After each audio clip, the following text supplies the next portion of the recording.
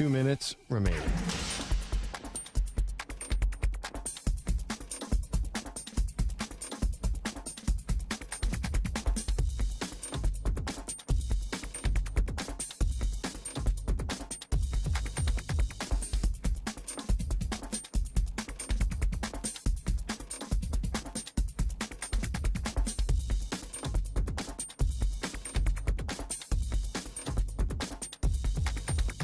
One minute, 30 seconds remaining.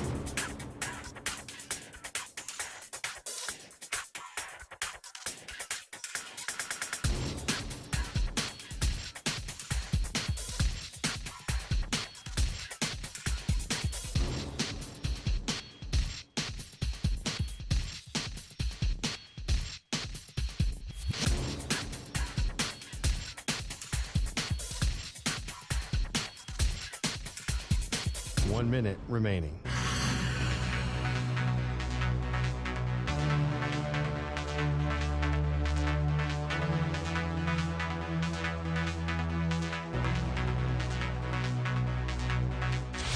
Five seconds remaining.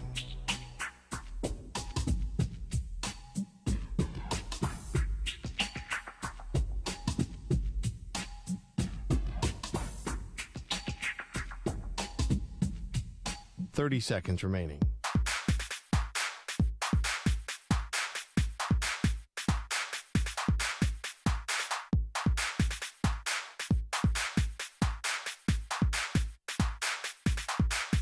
Fifteen seconds.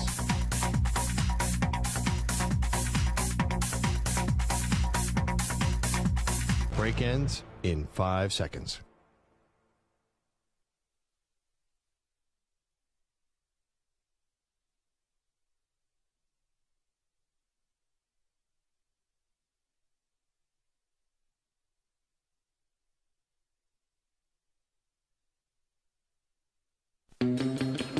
Is that the worst thing you can do to a coworker? Is take their Diet Dr. Pepper out of the fridge? Because I didn't do it, but the thought crossed my mind.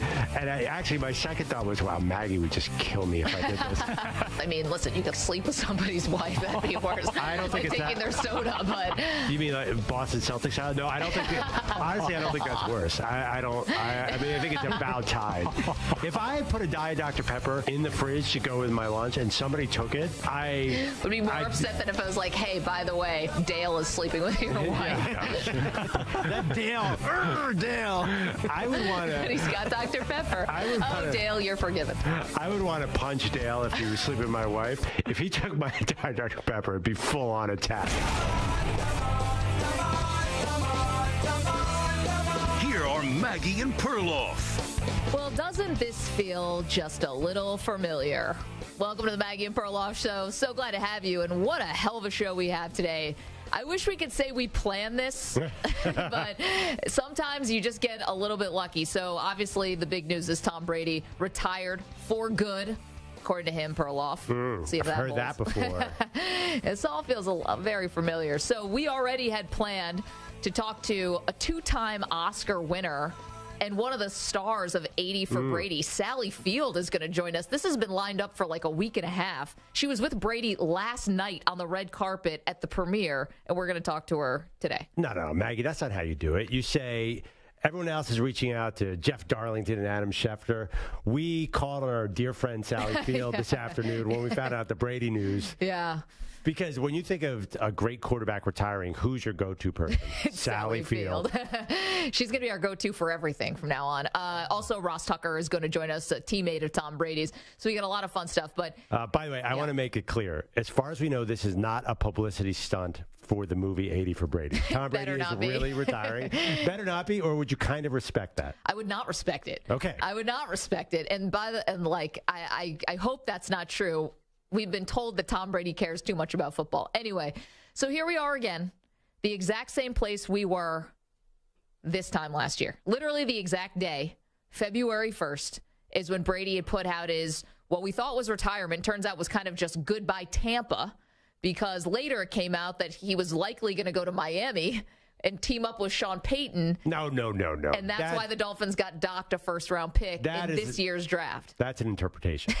That was not a goodbye Tampa. Because it was, no, it wasn't goodbye Tampa. So Based on what you just said, I am assuming you're not buying Jeff Darlington's report today that it was Tampa or retirement. There was no looking at other teams.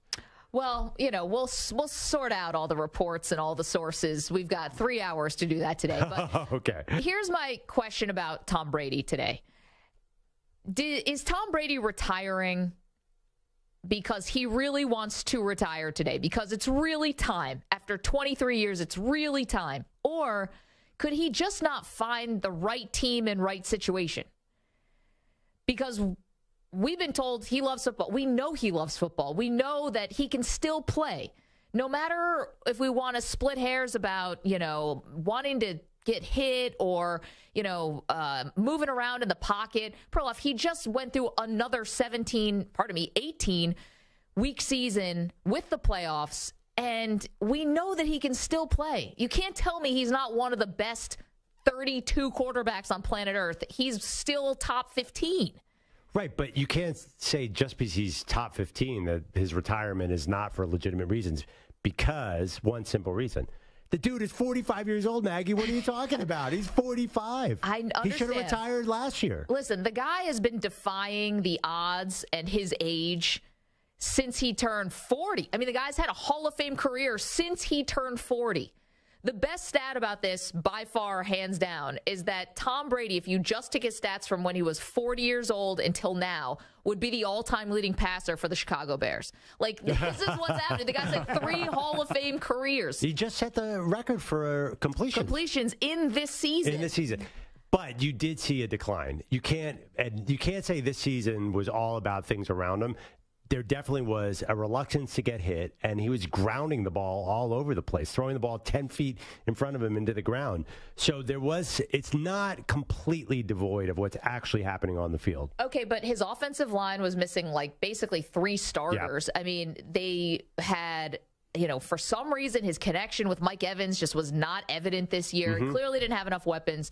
So I don't know if we're blaming what went wrong with the Bucs on Tom Brady. I think he's actually the last person who we're putting blame on that they got, handled by the Dallas Cowboys in the playoffs. I think people are applauding what Brady could still do at this age. And I think people like me thought he was still going to play at least another year.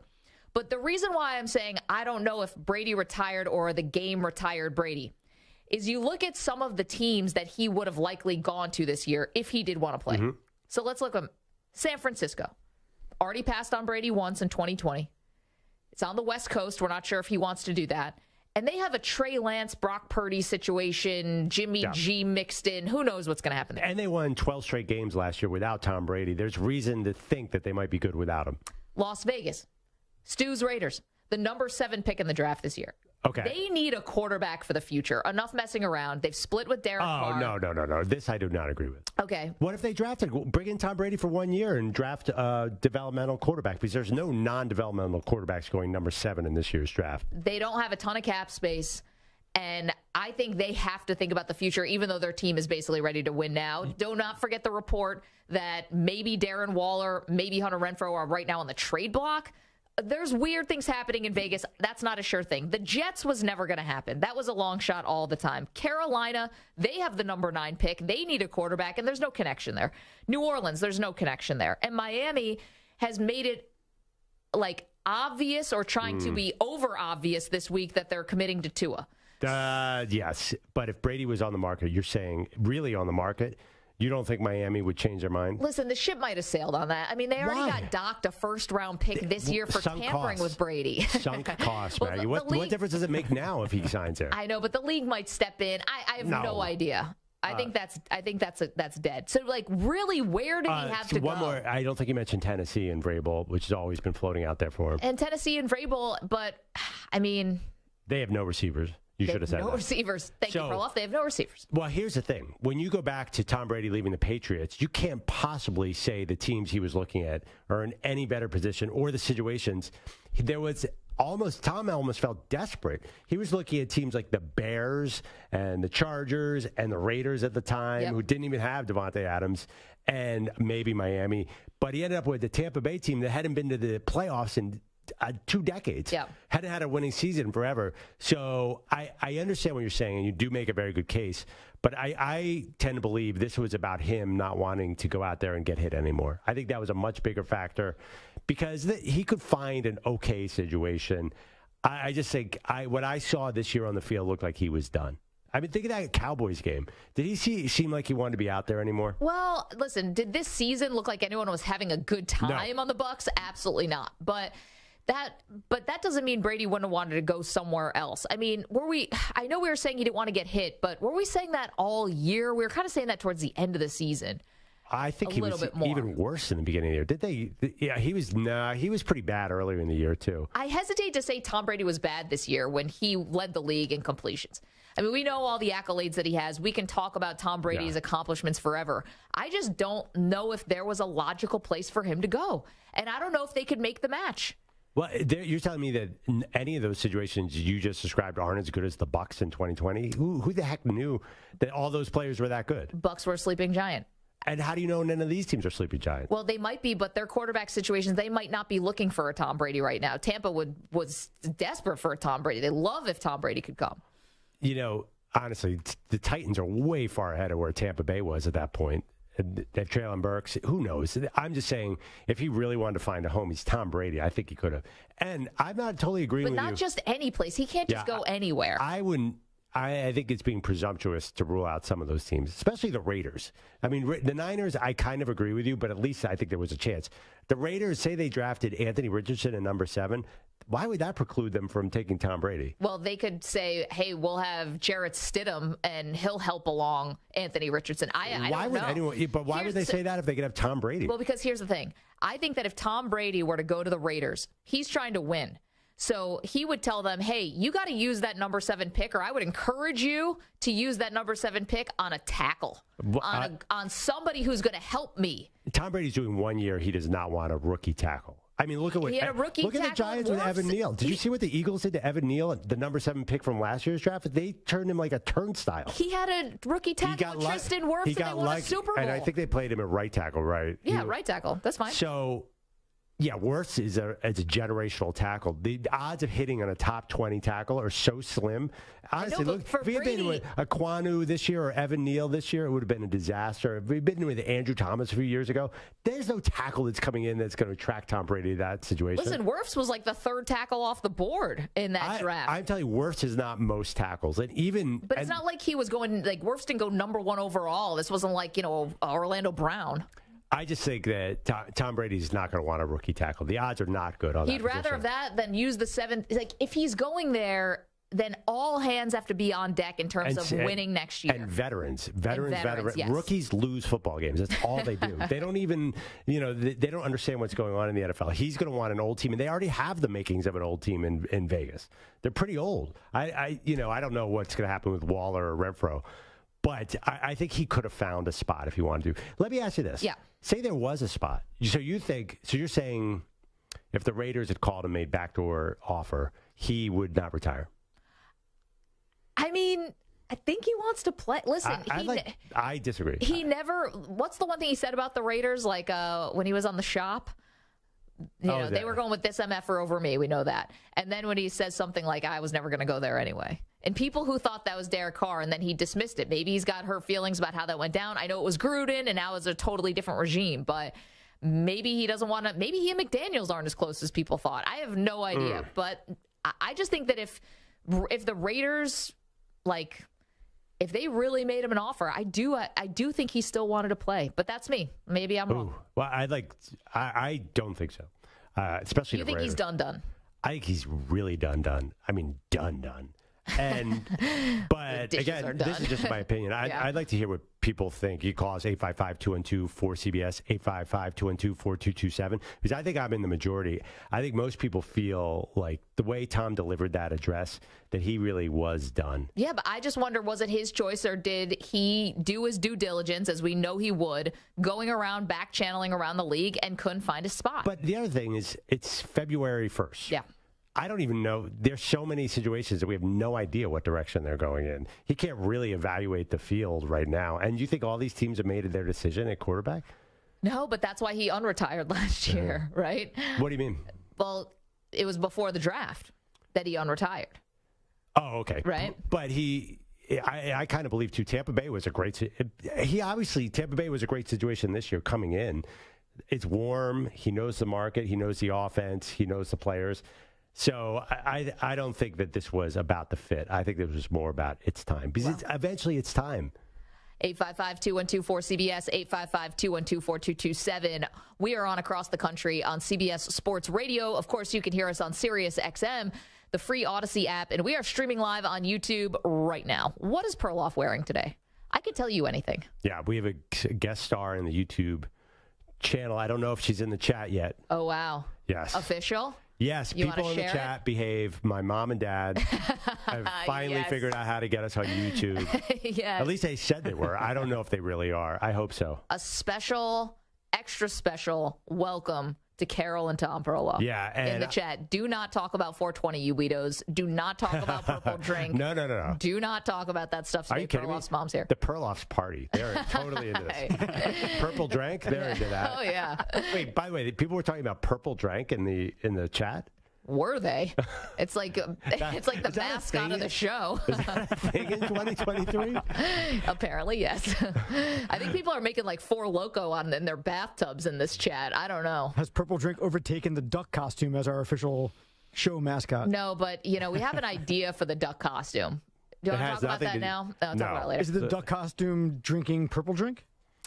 You might think you're drinking Purple Drink. Wait, are we calling it Purple Drink or Purple Drank? As it is known? Purple Drink or Scissorp. Yeah, if we want to go with Scissorp, but I'm fine. But we're not calling it Purple Drink. What is this, Dimetap that I gave my daughter the other day? This is not Purple Drink. It starts with Dimetap. Actually, it is Dimetap. What is it? It's codeine and something, right? It's Sprite. 855-212-4CBS, free plug. 855-212-4227. If you wanted to advertise on the Maggie Perloff show, we will mix your product with anything. Maggie, I expect you to behave with my parents here. I don't expect the chat room to behave. No promises. Carol and Tom have seen my true self. they know who I am. Tom, what is Purple Drink? And he'll Tom, say, can you pass me some Purple Drink? And he'll say, you mean Purple Drank? Oh, Scissorp? I have some in my bag. Okay, we want to hear from you. A, you buying this retirement? That's the first one. Secondly, how do you feel about Tom retiring? Because I saw some people, feeling some type of ways, including our friend Sully. This is a very tough day for a lot of people who rooted for Tom for all these years. And then also... Poor Sully. I know. And then, do you think Tom actually retired, or do you think he couldn't find a spot? 855-212-4CBS. Also, a great comment in the chat. We're going to get to this later. I want to give proper credit, and I promise I will later. Derek Carr just made himself a ton of money because it's one guy off the market. And I don't know if Carr is going to be traded or if he's just going to let his contract expire and then sign somewhere. But Derek Carr is already a rich man. He's going to become a richer man. 855-212-4CBS, 855-212-4227. By the way, doing some research on Wikipedia, it's also called lean syrup, wok, or oil. Is that right? Yes. I've heard of lean. Wok is new to me. What's lean? Lean is Purple Drank. Oh. It's called lean. You want to learn something? Tune into this show.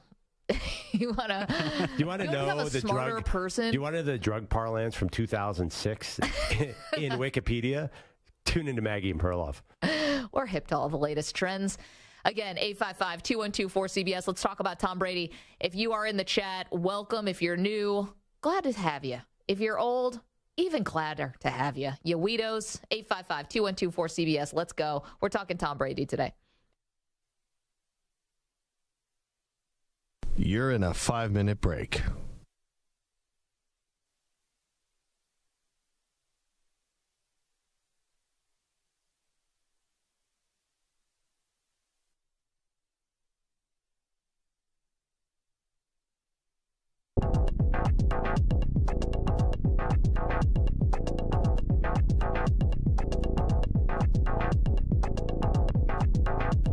Four minutes, 30 seconds remaining.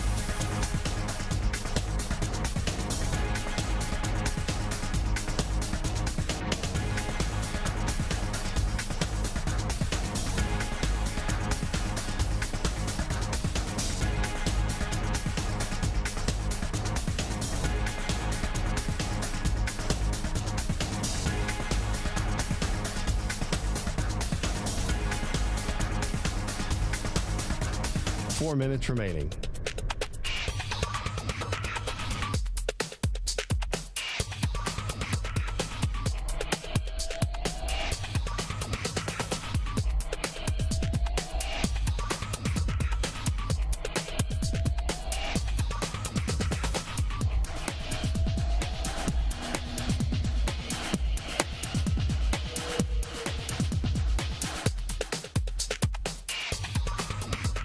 Three minutes, 30 seconds remaining.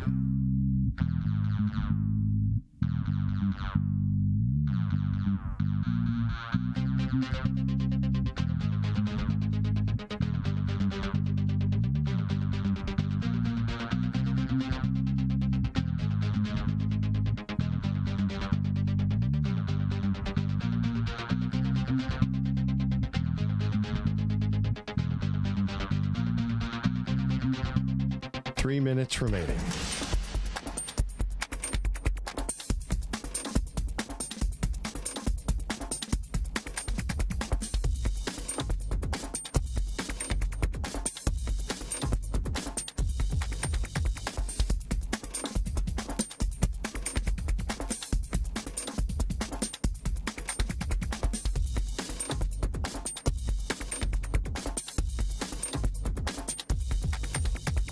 Two minutes, 30 seconds remaining.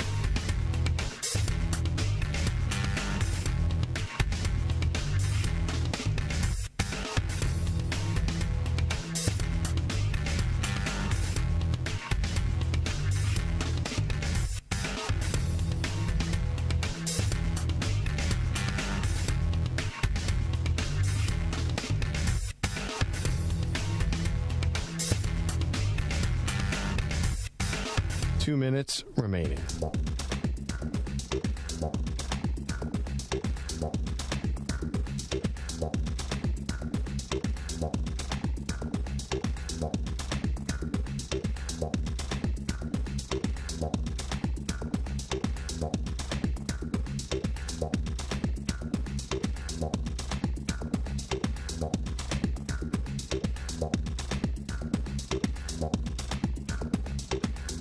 1 minute, 30 seconds remaining.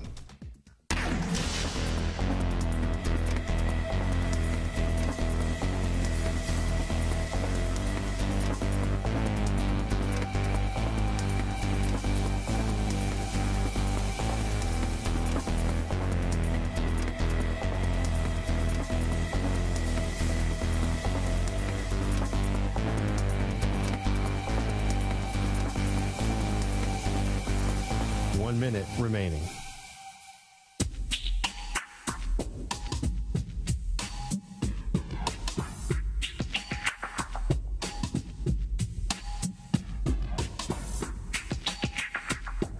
.45 seconds remaining.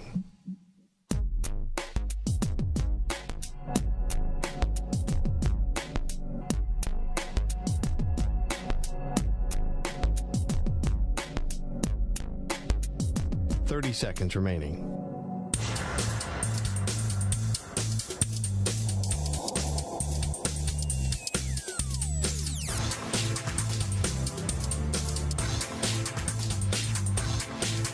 .15 seconds.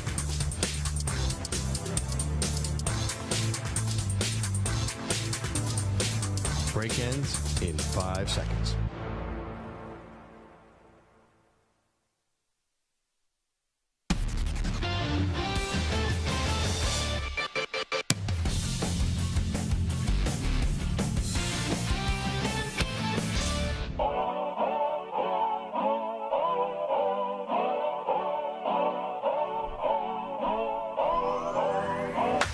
We're back on Maggie and Perloff. I'm just Googling lean, also known as purple drank. Yeah. The name lean refers to the user's propensity of having difficulty in standing up straight.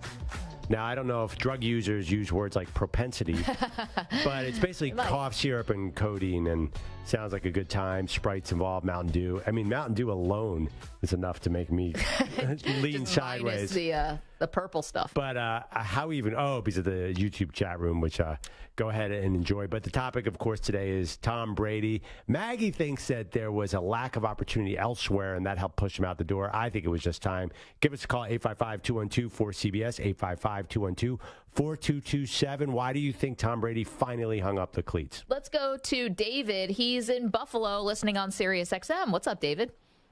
Hey, Maggie. Hey, Perloff. Thanks for taking my call today. The reason Brady hung it up, I think, honestly, you know what, he had showed that he had done all he could do. I think there were opportunities to play elsewhere, but I think, with his situation with his kids and his family life, if he went to play for Vegas or San Francisco, I think it would have been really difficult with his family situation.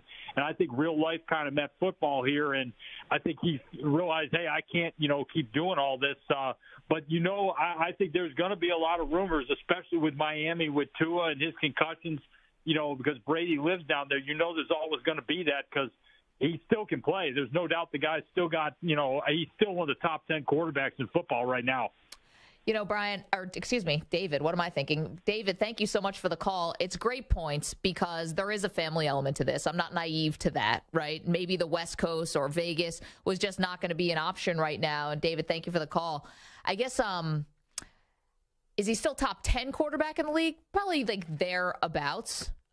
Right, but I think actually the interesting point from that is what if Miami does become open? Is there any offer that would pull him out of retirement? Because I think there's an embarrassment level to come out of retirement twice. He doesn't care about that. Oh, I would totally disagree. Did you hear it today? He gave this little 1-minute speech on social media and said, listen, I know you only get one big article for retirement. I think it'd be hard for him to come out of retirement because then he'd be a flip-flopper guy. You don't think he'd be embarrassed to come out of retirement again? He really seems to care about his image to some extent. Yeah, but I think he's been famous enough that he knows he's not going to please everybody, right? So what can you ultimately do? Please yourself and the people around you, because half the people are going to love you, half the people are going to hate you. He's known this and lived this life for too long that if he decided to come out of retirement and play for the Dolphins, say Tua gets another concussion, they call Tom Brady Vinny Testaverde style, like off the couch, like what happened with the Jets all those years ago. I just think that he would say, all right, and everyone just get over it. Like, no, we'll all move on. I'm not talking about that situation. I'm talking off season. This off season. Yeah. I understand. And also, too, I'm not sure that's going to happen. How is he going to learn Mike McDaniel's offense midseason? But that's not the point. I honestly, I don't even think he would do that. I think he's sensitive to this. Oh, see, I don't think he's sensitive to it at all. That's where you and I will disagree. I don't think he cares about the outside perception. I think he was poking fun at himself in his video today saying, I'm retiring for good, and that was just like a little tongue-in-cheek to himself. But ultimately, after 40 days last year, he unretired. Yeah. So we don't know when the itch is going to come. And the fact that he's making this announcement so soon after the season ended, that's what makes me think that maybe some of the doors kind of shut on him. Not that, because he would, if he learned anything from last year, he should at least wait a month or two, see how his body feels before making a big announcement. But that's why I think he's done. Really, really done. I'll definitely do a show bet he's not on the field week 1. I do like your midseason replacement. That I would not rule out. Call. But I think he is not coming back this offseason. I mean, he can't.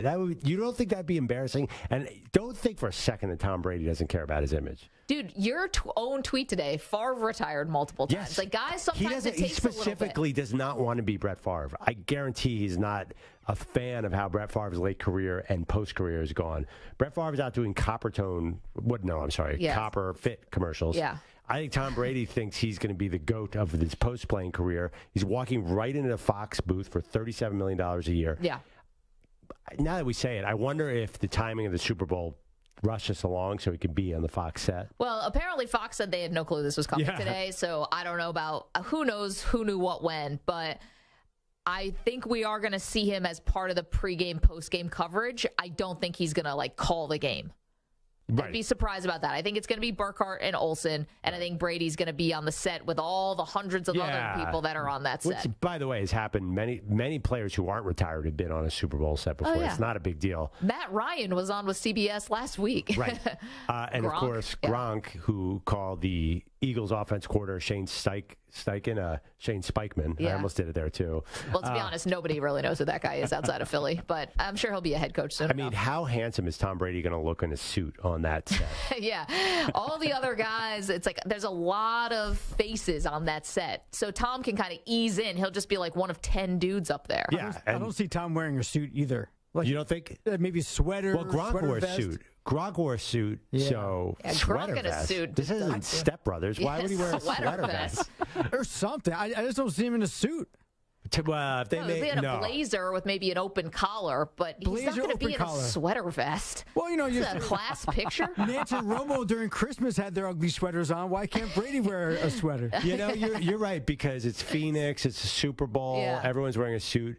I can definitely see him coming with a sweater vest. Maybe a sweater vest and T-shirt look like it's With a ninth big grade. cactus on it, it'd be perfect. What are you talking about? Maybe a quarter zip as like a nod to the Mannings. Quarters, I can see quarter zip, maybe not sweater vest. Quarter zip is even zip. less likely. He has the most famous designers in the world on speed dial. He's not showing up in an Eli Manning quarter zip. but he's not wearing Free suit swag. and tie. He's not wearing suit Free and tie. swag There's from no a golf chance. shirt. Show bet. Show bet. I bet he's in a suit. No, I bet no. it's not a tie. But Open collar. Yes. Open collar with a sports coat, maybe. No chance he's wearing a suit and tie. No chance. Okay, I think to determine the terms of this bet, if he's wearing a suit with no tie, I win. If he's wearing just a sport jacket with no tie, you win. But he's going to be wearing a suit, no tie, or a suit with a tie. I think he'll be wearing a tie. Wait. What's the difference between a sport jacket and a suit jacket? Well, I there's a guess what kind difference. of pants you wear? I mean, I guess Yeah, you a could have sport jeans. jacket is different than a suit. But he might be sitting. We might not see the pants. I could see. I guess I could see suit with no. No. But my point is no tie, no formal, like super formal tie. He's going casual in some way. So suit obviously means the pants match the Yes, jacket. no, I That's what understand. mean by I that. just love that, like Brady, all-time leading passer, all-time leading touchdowns, more Super Bowl appearances than any person in the history of the league, more Super Bowl wins than any person in the league. And we're just like, is he going to wear a suit or a sport jacket? And what's the difference? Like, we've gotten to the real important issues today. Or Yeah. the sweater vest. Or, yeah, throw everybody off. I'm very confident it's a suit. No, Okay. No, here we go. I will go, if you want to say suit with no tie, whatever, I will say 3/4 zip or quarter zip, whatever you want. And whoever's closer wins the bet. And Yes. what are the stakes? Because I'm going to win this, and I really want to collect something. How about this? On Thursday, I will take you out for food like around 4 o'clock local time. Oh, so I'm ready for 420? Is that? It's 420 somewhere all the time. Oh, Multiple. No. Yeah. Oh, I see what you're saying. No, it's not gonna, we're not going to decide the bet before the Super Bowl. It has to be in New York after the Super Bowl, obviously. Okay, I'm so- clearly trying to collect because I know. In fact, I'm going to call people I know at Fox just to confirm this. We're getting some thoughts here in the chat. How about TB12 golf shirt from Two Ton Tony? Oh, I forgot Dominic about that. says the duck He's costume. not Fox is not going to let him wear a TB12 thing during the They're Super paying Bowl. him $300 million. They don't care what he wears. He can show up naked and they'll be fine Trey with said he's going with a 3-piece suit. it. No chance. Also with an ascot. That'd be something. No, I can it's see the ascot. yeah. I mean, he's amazing at Kentucky Derby dressing. He's the best. He's the GOAT in that department as well. 855-212-4CBS, 855-212-4227. Beyond Tom Stylist, some other winners off of the Tom Brady news today. We mentioned Derek Carr is going to be a big winner here because we know there are teams out there who are looking for a veteran quarterback, and now the greatest and one very available veteran quarterback just came off the market. So for Derek Carr, for Jimmy Garoppolo, I think he becomes a winner here. In the chat, a great thought here that Brian Gutekunst becomes a winner. And that's because he is the general manager of the Green Bay Packers. And if you're looking for a spot to trade Aaron Rodgers, who, again, Rodgers doesn't have a no-trade clause. You'd have to work out a trade because he can always threaten retirement. But this could open up some more doors if you want to trade Aaron Rodgers. So there are some really big winners coming off of this Brady news. But there's, 10 vacancies? There's one quarterback who's out. I don't know if it's transforming Derek Carr's market, which is already pretty good anyway. I mean, I think it adds maybe a few more people throw their hat in the ring. Adds one more. I mean, honestly, all the teams that were looking at Brady we're probably looking at Carr as well, right? Just a little more desperate. A little more. desperate. I think $3 million more on his contract. Jimmy G, I think, also is a winner, as I said. depending on what happens with Tennessee, maybe Ryan Tannehill becomes a winner here. Yeah, maybe your boy Andy Dalton becomes a winner here. I don't really see Andy necessarily getting a starting job next year, but I'm very curious. Tampa Bay, what happens there? Blaine Gabbert going to get to compete for it? He's a free agent. Oh, he is? Mm-hmm. Oh. But still, I mean, they could re-sign him. Yeah, that's a really interesting. Would Jimmy G follow in Tom Brady's footsteps once again? So Tom Brady today also on Instagram. So on Twitter and on Instagram, he put out the 1 minute long goodbye. I'm retiring. Yeah. Well, not goodbye. He's going to be everywhere on our TVs and everywhere in our lives. Tom Brady's not going anywhere. He's just not playing football anymore. He also on Instagram, Perloff, put a series, I would say, of 40 to 50 photos on his Instagram story of just pictures throughout the years. And some of them are really funny. They're candids, turns out. Tom Brady, big selfie guy. Lots of selfies. And where was I going with this? Oh, one of the pictures is with Jimmy Garoppolo. Okay. And I thought that was interesting. Because I wasn't sure if they had like a rivalry more than a friendship. And I think everybody who made this Instagram post, he probably considers a friend. I feel like that's reading a lot into this Instagram post. Bridget Moynihan is in one of them with his son and Giselle. I mean, this was everybody, his parents, all family, so you're and saying teammates. This Instagram post means it's more likely that he would give the thumbs up to Jimmy G following him in Tampa Bay. Or just like that personally between them, that wouldn't mean like that wouldn't be an issue. Yeah, I'm not sure it would be anyway. Yeah. And I'm not sure that's the choice for Jimmy G, because Jimmy G might want to go with a team that's closer, because the Bucs are nowhere near. Unless I can't see them. They're probably going to break apart all that Super Bowl stuff, right? They are in cap purgatory. I think Brady has some dead cap too. So they need to start over. They're going. I saw somebody say you might as well start photoshopping Caleb Williams into a Buccaneers uniform because they're going to go 0-17 this year. Was the thought? Well, by the way, that's what I would want to do if I was the Bucs. You're not going to win this year. Just start a rebuild. Okay, but it's not like everyone's gangbusters in that division. I mean, NFC South. There's a lot of teams who might want to be tanking for Caleb. We don't know who the starting quarterback is for any of those four teams. Yeah. I don't know if the Bucs will be bad enough to get into Caleb Williams, but if they start, trading away pieces and things like that, they could be. I mean, they're old. They're really old. Mm-hmm. And that offensive line, I mean, you saw Ali Marpet leaving, and Kappa leaving. Yeah, I don't know what they're. Even if you could win the NFC South, like you did this year, is there any value in that? Get killed in the first playoff game? Yeah, they won the division with a losing record, right? Yeah, that's even worse than not winning the division somehow. That's like NFC East circa 2020.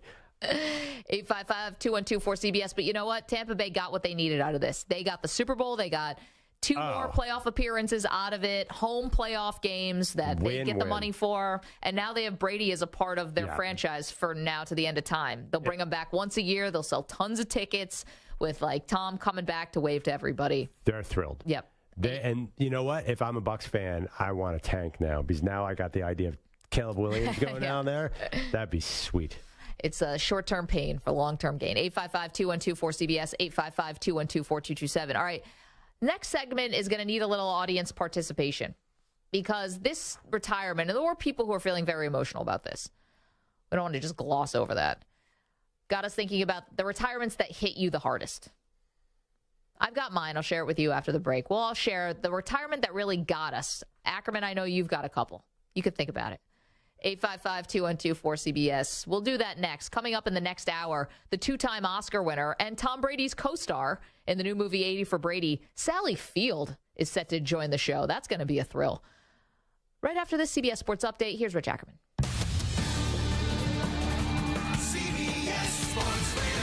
Sports Flash. Well, for so long it was Tom against time. Now for Tom, it's time. Tom Brady officially announced his retirement earlier today on social media and said this time it's for good. The curtain comes down on the greatest career for a quarterback in NFL history. He walks away as the game's all-time leader in passing and the record holder for most touchdown passes. He appeared in a record 10 Super Bowls, winning 7, another record. He was the game's MVP 5 times, also a record. And on his way out, tipped his cap to those that made his career worthwhile. I could go on forever. There's too many. Thank you guys for allowing me to live my absolute dream. I wouldn't change a thing. Love you all. Tonight's game between the Wizards and Pistons has been postponed. The Pistons are stuck in Dallas, unable to return home due to an ice storm. Purdue is looking for its first ever title, but still a long way to go. The Boilermakers, the unanimous selection for the #1 team in the nation this week, and go for their 9th straight against Penn State. After 7 seasons in Seattle, free agent Breanna Stewart is signing with the Liberty in what is the biggest free agent move in the WNBA's history. She's a 4-time All-Star and former MVP. I'm Rich Ackerman. This is Zach Gelb. CBS Sports Radio has moved to SiriusXM Channel 158, or listen to us on your local affiliate. Find your station at Odyssey.com/stations. CBS Sports Radio.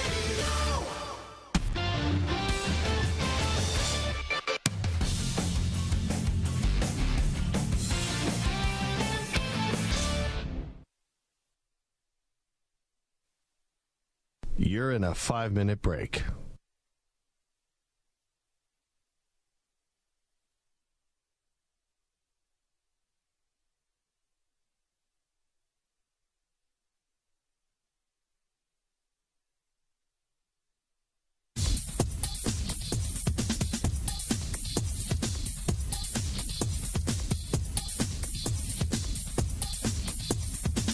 Four minutes, 30 seconds remaining.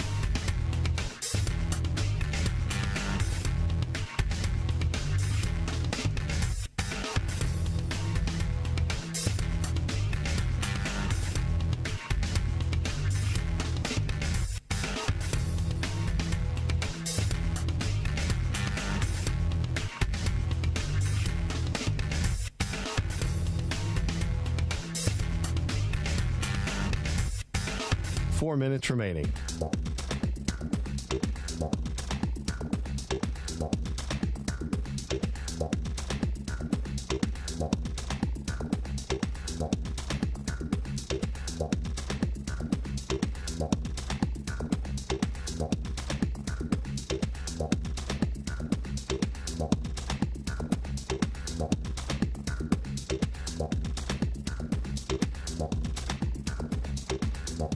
Three minutes, 30 seconds remaining.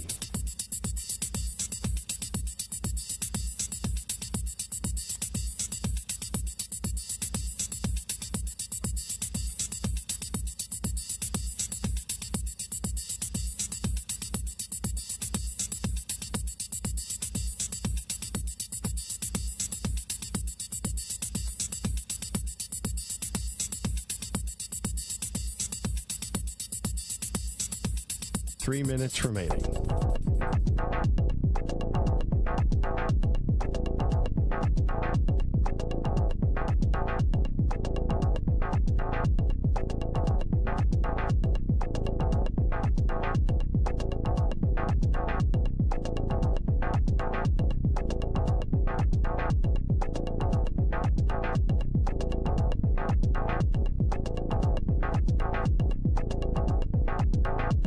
Two minutes, 30 seconds remaining.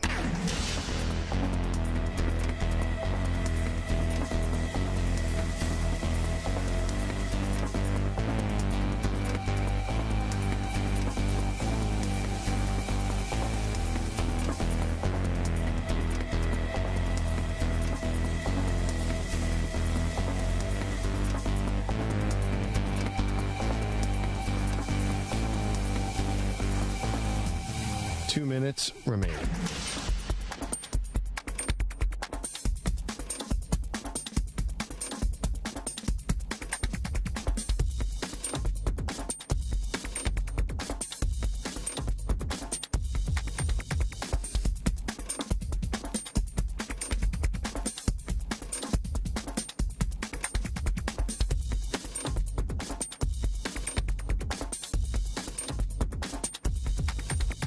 One minute, 30 seconds remaining.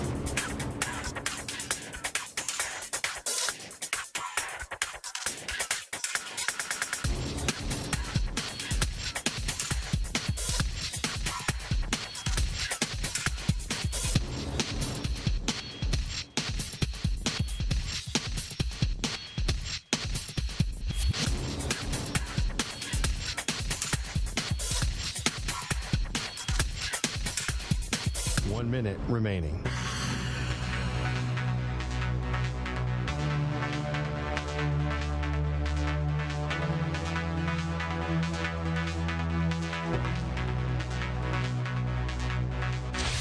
45 seconds remaining.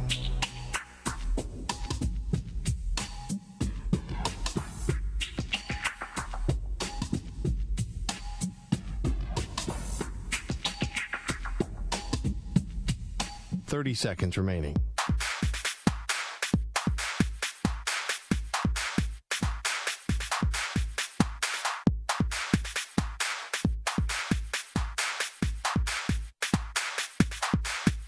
Fifteen seconds.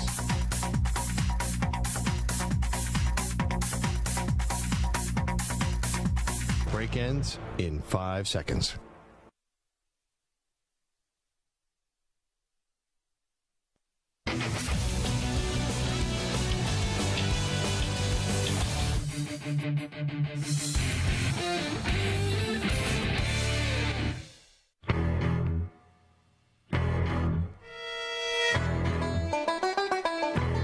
We're playing Boston-themed music today. It's time to Ask the Pros, where you, the listener, get to ask us a question brought to you by O'Reilly Auto Parts. Simply check out the link, cbssportsradio.com/askthepros, or tweet your question at CBS Sports Radio using the hashtag #AskThePros. Be listening later in the show when we might answer your question. We're talking about Tom Brady today. Yeah, we're talking about Tom Brady. Who's going to call the show on the day that Tom Brady retires? I wonder. Well, let's waste no time. Our buddy Sully, the #1 Patriots fan, family used to be part of the ownership group of the Patriots, has a long history with the Patriots. What up, Sully? What great music, by the way. Oh, get out of here. Amazing. Come on, McLovin. I don't know why you're so sour. You got the Eagles in the Super Bowl. I wouldn't worry about a thing this week. Maggie, as always, it's so much nicer to hear your voice this week than a couple of weeks ago. Sounds like we've moved on and realized that sports hurt. Listen, Sully, just like the professional athletes, you got to let it go. Got to move on to the next. Can I say one thing? That would not be my choice of music because he really retired from the Bucs. The Patriots thing was over forever. So Tom Brady. No, that really music was for Sully. No, I'm just saying this is really a Tampa Bay story, not a Boston story, right? Right, Sully? Sully going to take that? Well, McLovin, what do you remember Joe Montana, Emmitt Smith, Michael Jordan playing as? You don't remember him as a Kansas City Chief, a Seattle Seahawk, or a Washington Wizard. You remember these guys as like where they won their championships, most of them. Granted, Brady, it's a sad day in the professional sports world for me because I travel with Brady no matter where he went. Mm-hmm. And we've talked about this before. Someone that gave me 20-plus years of an amazing fall that I didn't have to worry about anything until December. Hey, how's the football season going? I don't know. Check back with me in December. I don't know that. Like, that feeling is gone. And for me, growing up, and I'm 49, and being able to, like, have Brady all through my 20s, all through my 30s, and in my 40s, there's never going to be another Tom Brady. But wait. Right? And go ahead. So is it different this time than last time? Is it similar feelings, or does the fact that it happened twice, does this feel more real and final than last year? I think this one feels final. I mean, I had the feeling last time, and then obviously 40 days later, he made the decision to come back and play. But watching his emotional post on Instagram or Twitter, I think it's done. I think it's time. I think he realized that he gave all that he can to that sport and his craft. It's time to see what the next challenge is for him. And, I haven't got on social media much today. I've been busy doing some work around the house. So it's like you're going to see all the flowers coming towards Tom Brady. Well, he deserves it, and that's what happens with professional athletes. And Sully, and you're friends with enough of them that, in some ways, and I don't mean this flippantly, but they kind of die twice, right? Because their professional career dies, and then, when their body actually, later in life, much later. And it's tough, I think. Yep. You watch your own eulogy, which I'm sure is one thing that Brady's talked openly about, as he is scared to death about what's next. But you know what? He's got a lot lined up. It seems like he's got a lot to do. He's not going to be out of our lives, that's for sure. No, the one that I always go back to is Dwayne Wade when he retired, and he did an open interview on, I forget, one of the networks, and they asked him what he's going to do. He's like, I don't know, and I have a therapist that I've been talking to because I don't know what I'm going to do next. Yeah. All these guys know and women, all these athletes know since they were kids is get up and do this. And then all of a sudden, I'm going to get up and do this, but I'm not going to the office, the arena, to perform in front of thousands of people anymore. So I have no idea what that. And I was talking to Samta.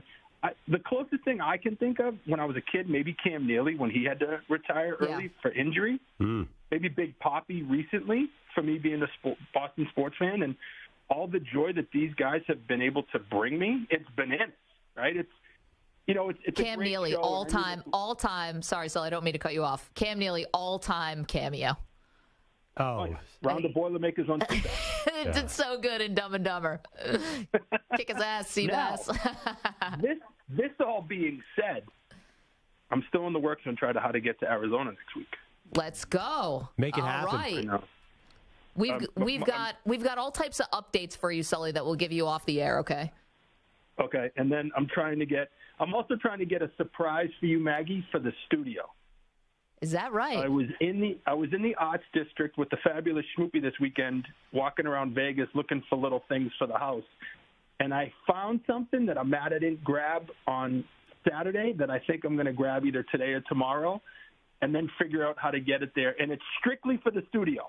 Okay. It's not for you, McLovin. I don't care about you, McLovin. You need to figure out your own stuff. Maggie, this is strictly for you. Okay. Is it some kind of like bedazzled Josh Allen something? It might be a Zubaz Buffalo Bills fan with a single bar face mask like Doug Christie. Wasn't he a single bar guy? Yeah. No, not Doug Christie. What was his name? Steve Christie. Not Doug Christie. Steve Christie. Steve Christie was the kicker with the flowing Michael Bolton hair. Oh, he was amazing.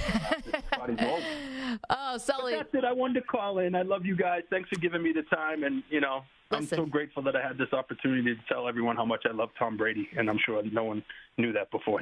Yeah, we could tell. Sully, I know everyone's processing this. He gave you a lot of great memories, though. And hopefully we'll see you in Phoenix.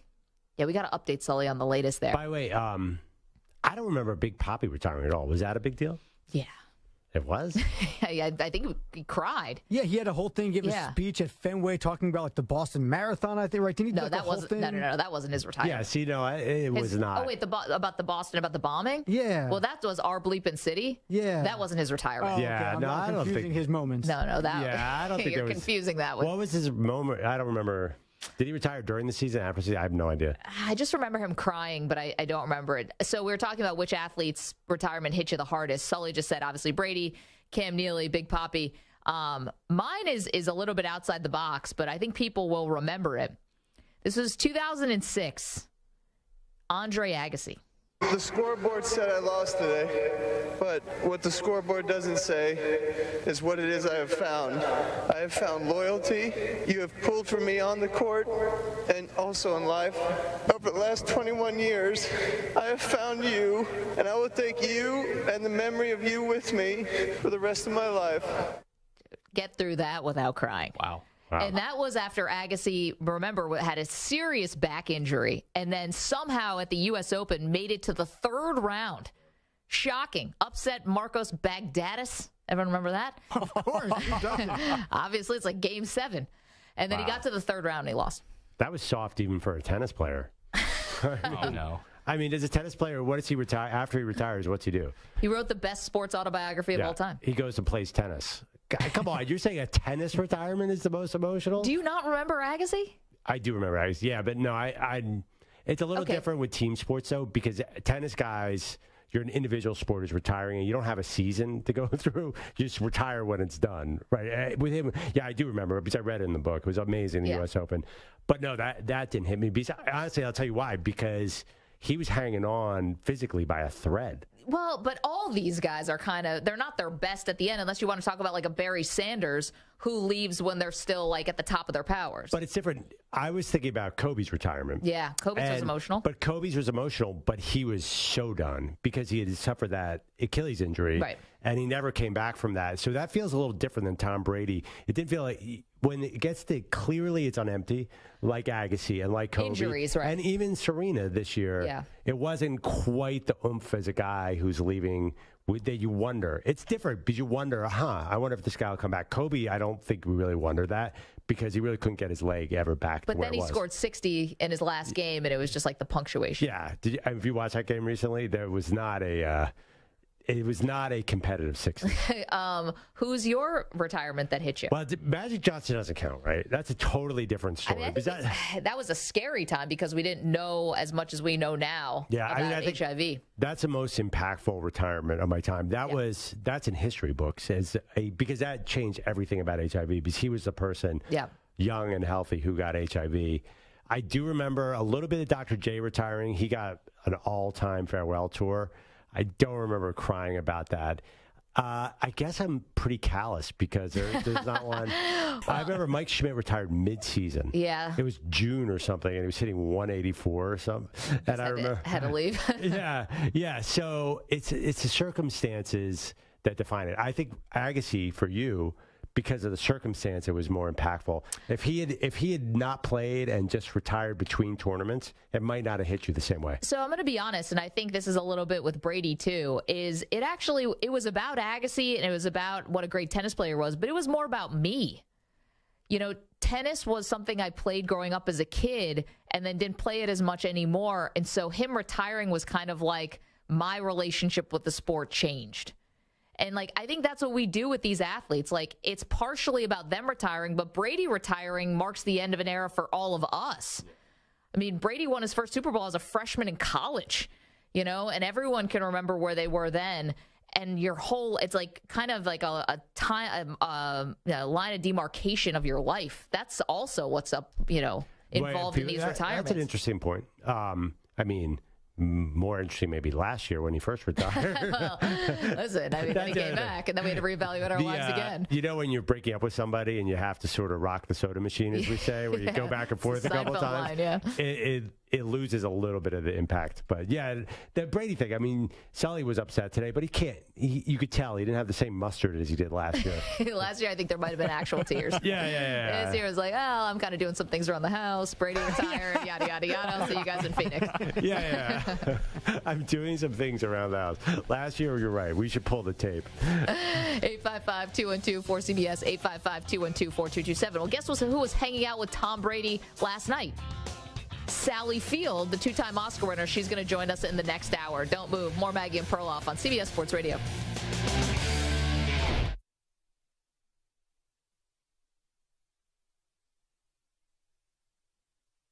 You're in a 5-minute break.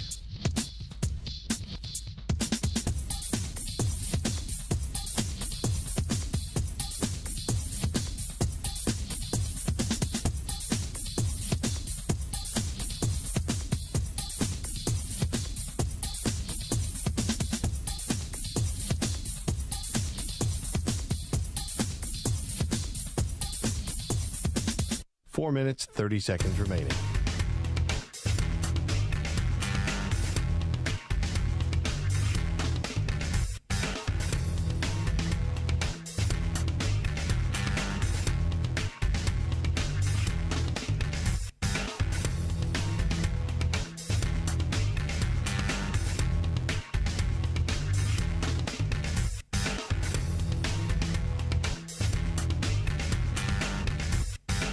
Four minutes remaining.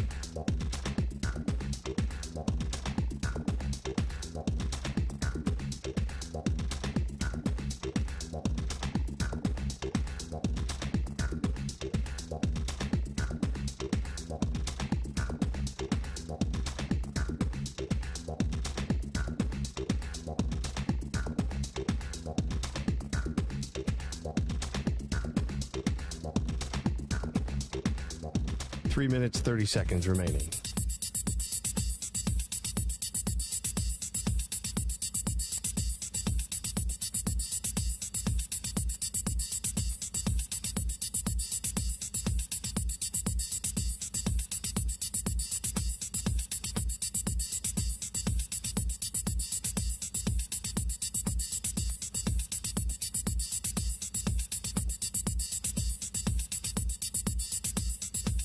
Three minutes remaining.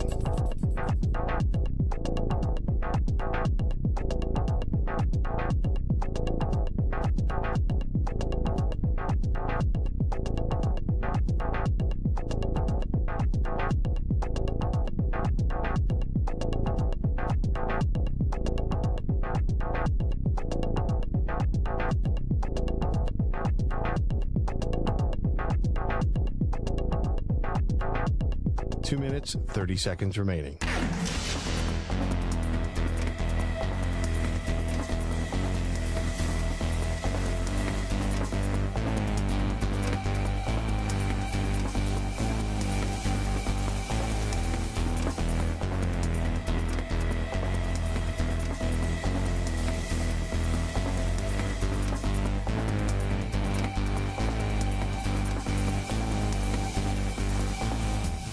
Two minutes remaining.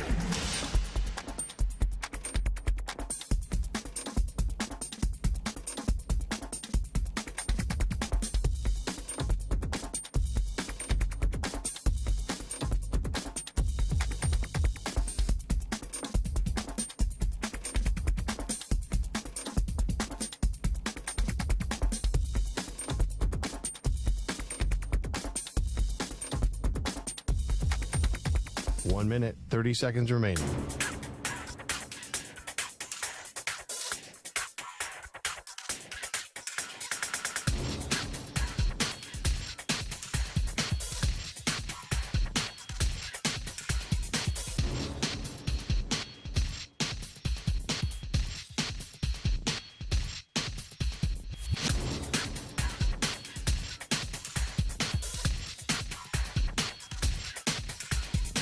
One minute remaining.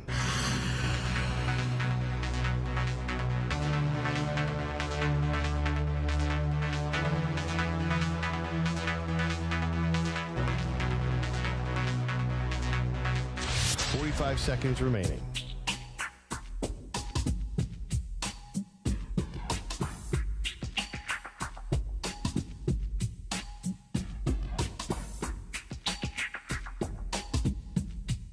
Thirty seconds remaining.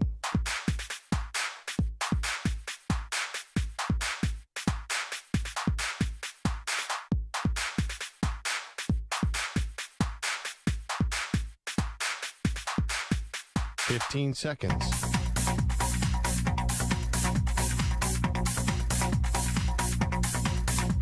Break ends in 5 seconds.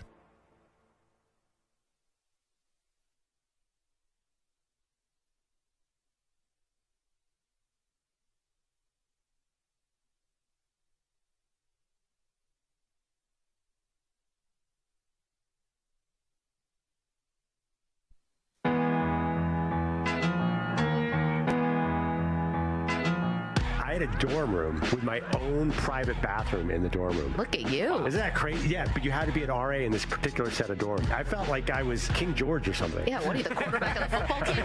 Jeez. I don't even know. I felt like royalty. Like, Louis the 14th over here. Yeah, I felt like royalty. I mean, if that doesn't get you chicks, I don't know what will. No, you'd be surprised. Come on back to my room. I got a bathroom in suite. Yeah, you know, it's funny at a party. That line doesn't work. Hey, baby, is your stomach upset? I got a private bathroom. That is terrible. Come on, blow up my bathroom. All good. No. To be honest, I would not let anyone use this bathroom. So even if it was a potential hookup, I'd be like, nah, still Sorry, not you got sharing. it down the hall, Chica. I'm King George. I got my own bathroom. I'm not sharing. Here are Maggie and Perloff.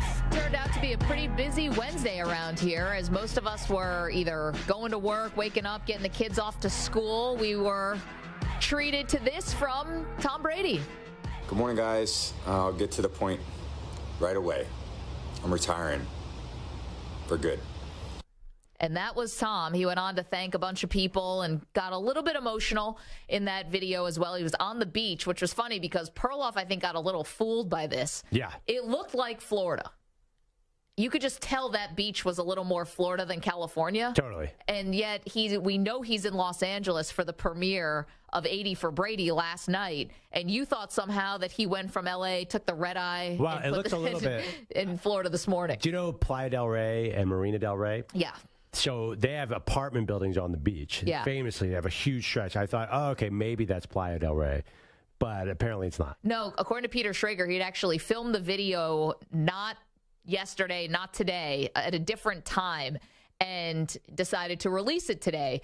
Now, what I think is interesting about this, because Perloff and I have been debating back and forth, did Tom Brady want to retire, or could he just not find a team and a fit that made sense, where he could feel comfortable, that kind of fit with his life and did maybe a couple doors maybe that he thought could be open, maybe weren't. Who knows? And another reason why I think maybe Brady wanted to play but couldn't find a team that was like willing to commit to him. Do you remember when he was talking to Jim Gray? And it was on the Let's Go podcast from last week. And it got snippy. Tom, you're leaving everybody guessing. You said you'll take your time. Do you have any type of a timetable as to what you might want to do regarding your football career? Jim, if I knew what I was going to do, I'd have already done it. Okay? I'm taking it a day at a time. I sense you're antagonized by the question. You're scratching. It's only the question that everybody wants to hear. You're scratchy. I appreciate your asking. Thank you. If this is a guy who's already at peace with his decision to retire for real, why the snippiness? Why get upset? I'll tell you why. Why? This time he wanted to control the message. Last year, Jeff Darlington scooped that he was retiring, and he had prepared all these fancy Instagram posts, and his social media team had done all this work in Photoshop. And Darlington went ahead and reported it. He wanted to make sure that his social media team got at it first this time. His social media team, him? You mean posting a video on the beach? He obviously was not going to let Jim Gray break it on the Let's Go podcast. I think he wanted to really control the message this time. I think that's why. That was throwing the dogs off. He got snippy to throw people off the scent. I think he was really upset when he didn't get to break it last time. Remember, his camp came out and said, this report does not speak for us. Yeah, and then took a couple days, like the weekend, basically. I think that's what it was. I think he didn't want his buddy Jim Gray going around being an investigative reporter on this. Well, I just don't know if you have to answer it that way. You can still be evasive. Hell, Tom's been doing that for 23 years. He's been evasive in press conferences. He's told us that he's lying to us in these press conferences. He's admitted that before. So, like, did you have to use the F-bomb and get all snippy? I think he was maybe coming to the realization that there wasn't a team for him or something. And that's why, because if you're really at peace with your decision, I don't think there's a reason to get upset there or to be angsty or aggro or whatever he was. I think you're like, you know what? I'm still taking time. Whatever Aaron Rodgers says every week with McAfee now.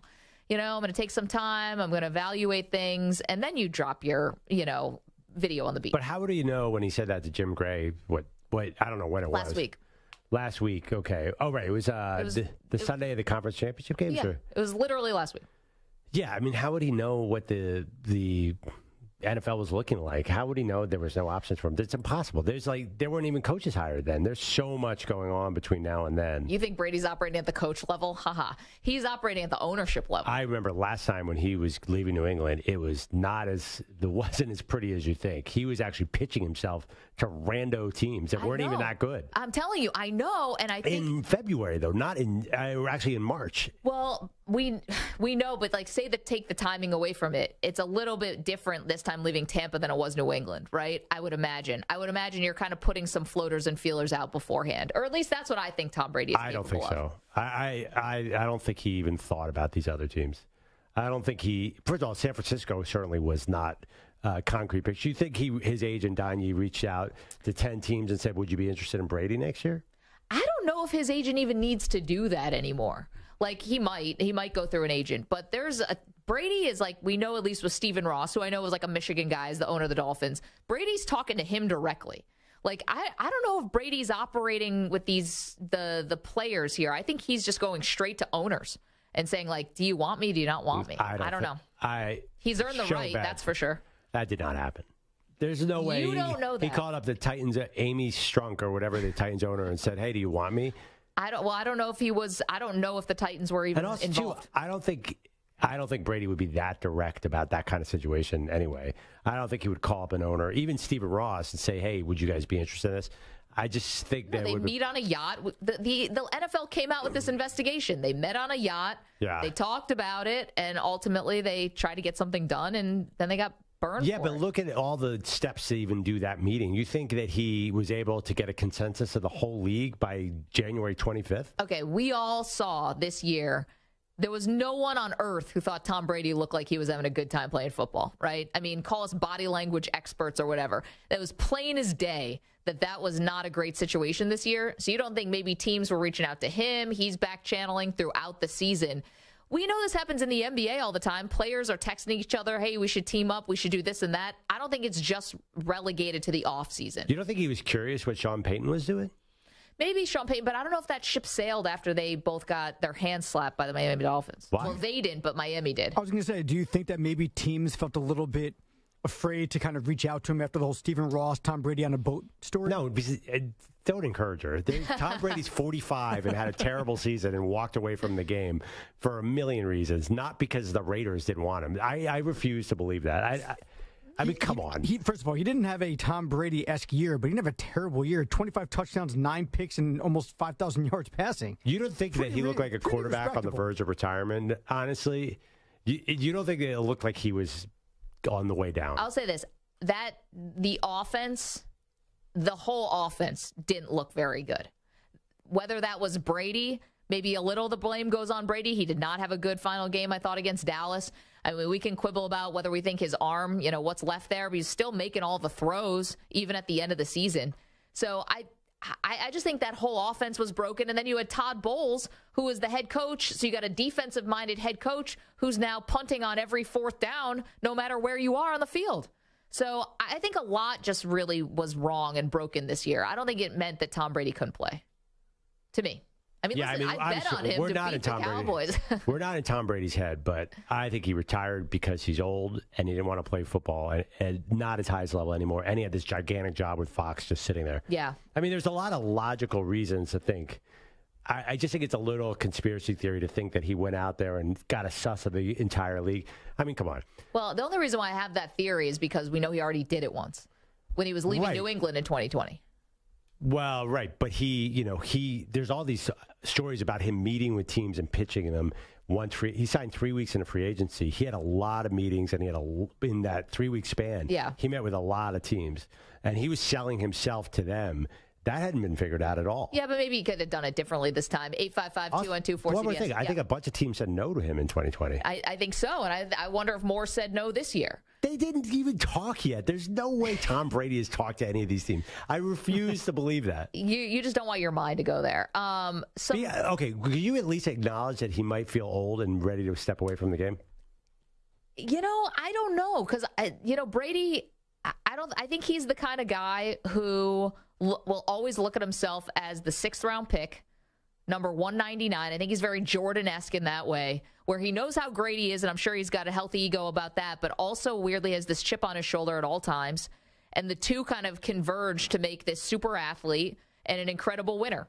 And he's made the sacrifice with his body. He's made the sacrifice with his family. He's made all these sacrifices. I think he wants to see this out. And see this out to when? So in that, if you follow that logic, play till 50. So is he never going to retire? He just play till he's dead? Well, I wasn't sure if it was be an injury that retired him.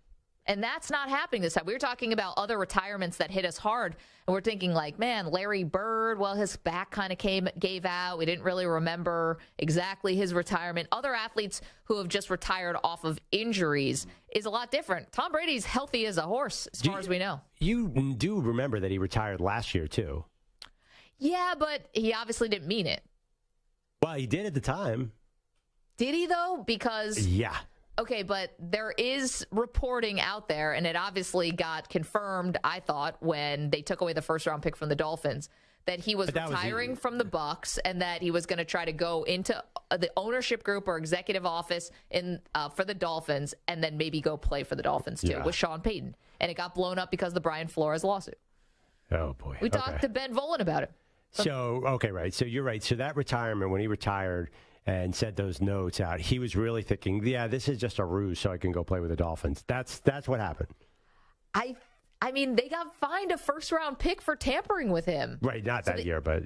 Right, but they found, I think there's like when there's smoke, there's fire. So, wait, just, you think there was intent to fool people with that retirement so he could actually eventually take over at the Dolphins? I think that he was planning, I think the reporting shows, the reporting shows that there was interest that Sean Payton would go to the Dolphins. Mm-hmm. We already know that, right? Sean Payton confirmed that the Dolphins had interest in him. Mm-hmm. He said that at his press conference when he left the Saints. And that Sean Payton would go as the coach, Brady would go in as the executive, and then somehow find his way to the field. So, but how does that play with his first retirement? You're saying, so when his first retirement, he was still in his head holding out for the Dolphins? First retirement, I'm not sure. I just know what happened. Well, I know all that happened, but I'm saying when he first retired and did all that stuff last year, as he just said, he definitely was thinking, I'm retiring from football. There's no way he was thinking this is just a step to get to the Dolphins, because nobody retires like that to get to the Dolphins, because the Bucs would have his contract anyway. They would, but if he does it, gets through the executive door first, and then maybe you work out something with the Bucs. Listen, I think Bruce Arians saying at the Combine, bad business, we're going to want 5 first-round picks for him, I think that bothered Brady. I personally do. And then Arians was gone after that. So with that logic, do you think he's coming back now? I don't know. Listen, he's got a million reasons to step away. I can't say for sure. Okay. I mean, he seems pretty done. I'll give you that. He seems pretty done. But he seemed done last year. It just feels surprising to me, and I know we've dived into his personal life, but and his marriage was probably over well before what happened this offseason. But for him to go through what he went through, especially in such a public way, in essence, for what we thought was just coming back for this one last season, it felt to me like it was a 2 or 3 year thing for him. Right. Like when he came back and the whole divorce thing and everything with Giselle, I was like, okay, he's coming back for multiple years. He's not throwing away a marriage of X amount of years for 4 months. I know. The one thing about that, and I've seen a little bit of this on Twitter, I don't know if you guys have, where people are like, all right, all that's left is now Brady goes and gets Giselle, and they get back together. She's on horseback with her karate instructor. No, it's not that. It's just there's no way that their marriage broke up only because he wanted to play football. There's never one thing that breaks up a marriage. It's a lot of things that break up a marriage, right? You have a lot of free time, though. Listen, maybe in some extreme cases, it's one thing. Hey, you did this, and I've got to divorce you.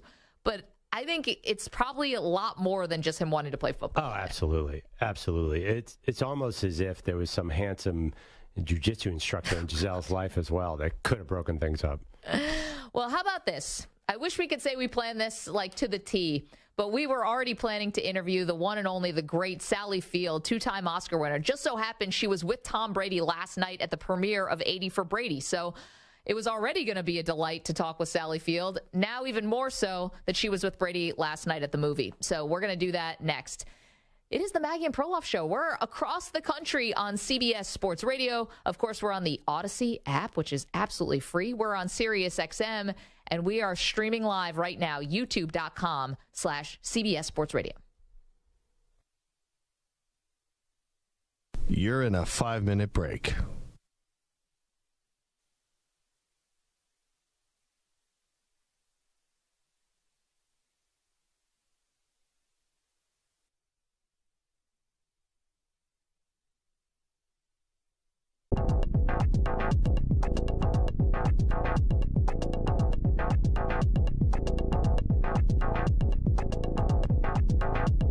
Four minutes, 30 seconds remaining.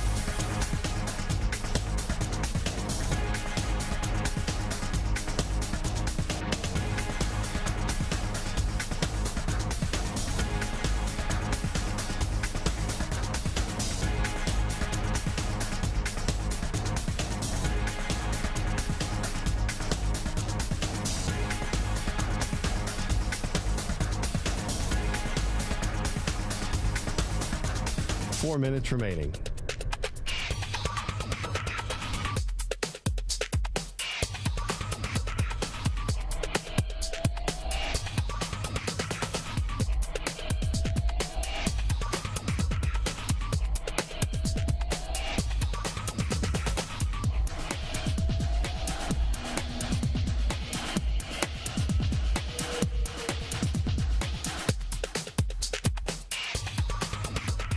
Three minutes, 30 seconds remaining.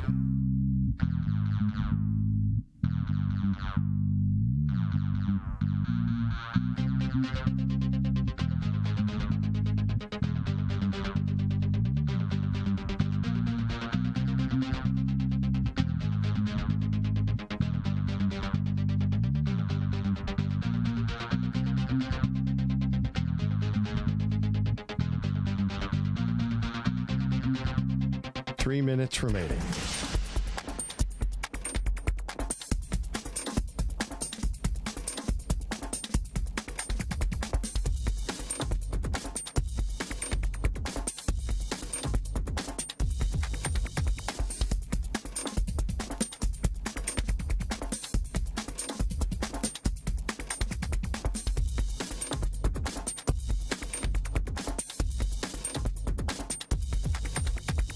2 minutes, 30 seconds remaining.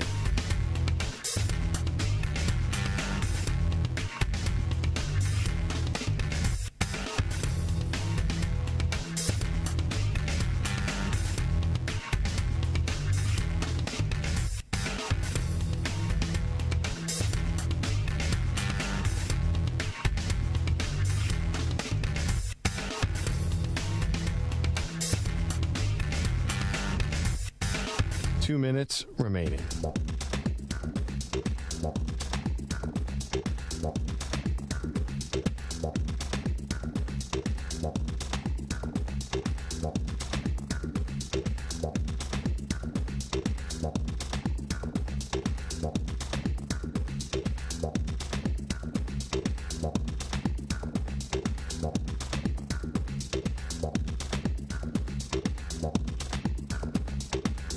One minute, 30 seconds remaining.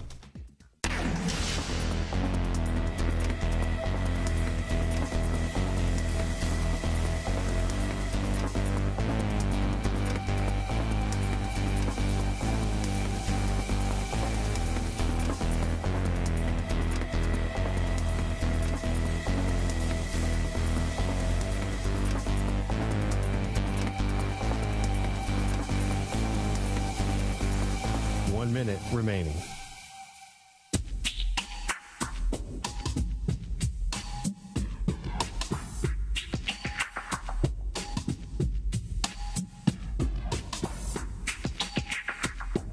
.45 seconds remaining.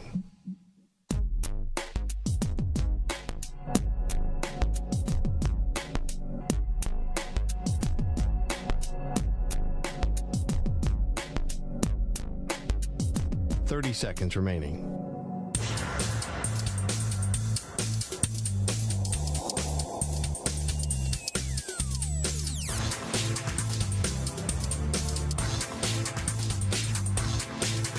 .15 seconds.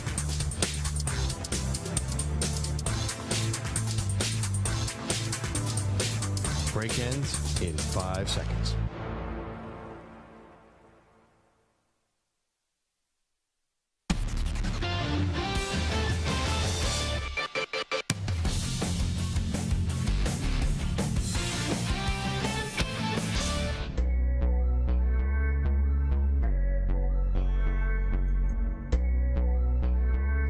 Maggie and Perloff.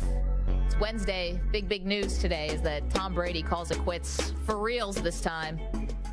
And we're waiting on Sally Field to join us to talk about her experience filming 80 for Brady with Tom Brady. Yeah, I think there's been a general disagreement between you and I. Yeah. I think 45 at its time. I think you tend to go sports conspiracy wise that there was so much more going on behind the scenes here. He is 45. I think we forget because he looks younger, he plays younger. It is incredible that he got to 45. I mean, it is the craziest thing I think we've seen in our sports lifetime that he's so good at 45. This was unthinkable before. And he deserves all the credit for that. I mean, heck, his documentary was Tom versus Time. I know. It's almost like that's what he was, fighting more than even his opponents. Okay, this is a delight for us because we are such huge fans of our next guest. She's starring in the new film 80 for Brady. Mm-hmm. She's a 2-time Oscar winner. She's a 3-time Emmy winner. We could list all of her accomplishments. We wouldn't have enough time for the interview. Sally Field is good enough to join us. Sally, it's Maggie and Perloff in New York. Thank you so much for doing this. Hi, Maggie. Thank you so much. Oh, my gosh. Well, this is a little fortuitous for us since we do a sports talk radio show that you were at the premiere last night with Tom Brady, and then this morning he announced he's retiring. Did you have any indication that he was hanging it up when you saw him last night? No, I didn't whisper in my ear, that guess what? No, he just was the Tom I had worked with on the 2 days that he came and worked with us when we were shooting this. He was friendly and gracious and helpful and professional and all the things you would hope for. No, not at all. Not at all. But it was kind of total chaos on the red carpet last night. And I attribute that totally to him because it was like all hell broke loose. It was like it's like the fans came out on the field. It was like, holy God. That was for you, Sally. Yeah. I somehow don't think that, but okay, I'll take it. Here's how you should tell the story. You should say that I whispered in Tom's ear on the carpet, said, Tom, you've done enough. It's time. And say it was your decision for him to hang him up. Well, I think he's gotten probably a lot of advice from people that he was just fed up from hearing anything anyway. We all, the ladies and I would talk amongst ourselves that we were worried about him, like mothers. We're like, oh, don't get hurt. I watched this whole season that he just played, and sometimes he was Tom, and he was back, and you go, holy God, how did he do that? And then sometimes the defense wasn't strong enough, and he would get crushed, and you'd go, oh, no. But I know it's not the first time that he's had, 300-pound linebackers running at him. He's fine. Personally, I'm glad he's stepping down. I hope he feels all right about it. He's an extraordinary athlete, just such astonishing talent, and his achievements won't be topped for quite some time, if ever. Sally, you don't have to ever step away from acting. You're incredible. But do you get a sense of what he might be going through? Like if someone told you, hey, you can no longer do this thing that you spent your life trying to be as best as you could be at, what do you think the feelings would be? Awful. Of course, I sort of, feel that for him, how hard that must be. The difference is, I think, as an athlete, you always have it in your head, like a dancer does, that this isn't going to be a forever thing. There might be a notion in your head of how you could translate it to something else that would be doable. In some instances, it's coaching or commentating or something.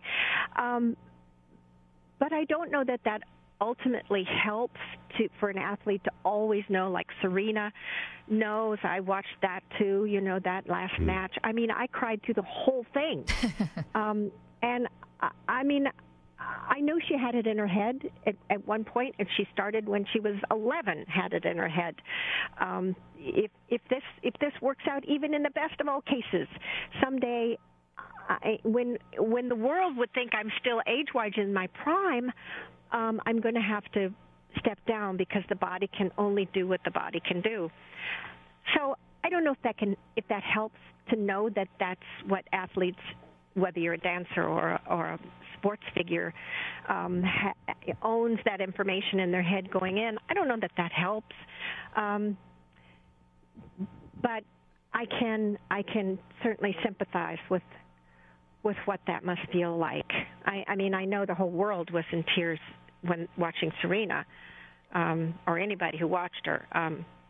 Again, achievements that are going to be hard to top. Absolutely. We're talking to Sally Field, co-star of 80 for Brady. So you worked with Tom for 2 days on the set. Obviously, he needs a new career. I know he has a TV deal. Do you see an acting future for Tom Brady? We've seen a lot of athletes make the transition. Yep. Would he be good on the silver screen? Absolutely. Oh, God, are you kidding? Absolutely. If he wants to do that. I don't know that he would, because acting is such a different kettle of worms. You have to have a director telling you what to do and a writer to writing the thing, and he's used to being his own quarterback, I don't know. I don't know what I certainly don't know him well enough to know where he would want to go. But if he wanted to do that, absolutely. Absolutely. Who is the best, and I think I know the answer, who is the best athlete actor in your world that you've worked with? I assume that it has to be Burt Reynolds. Or have you ever worked with other athletes who've made that transition? I don't know. I'd really have to rack my brain about that one. I don't know.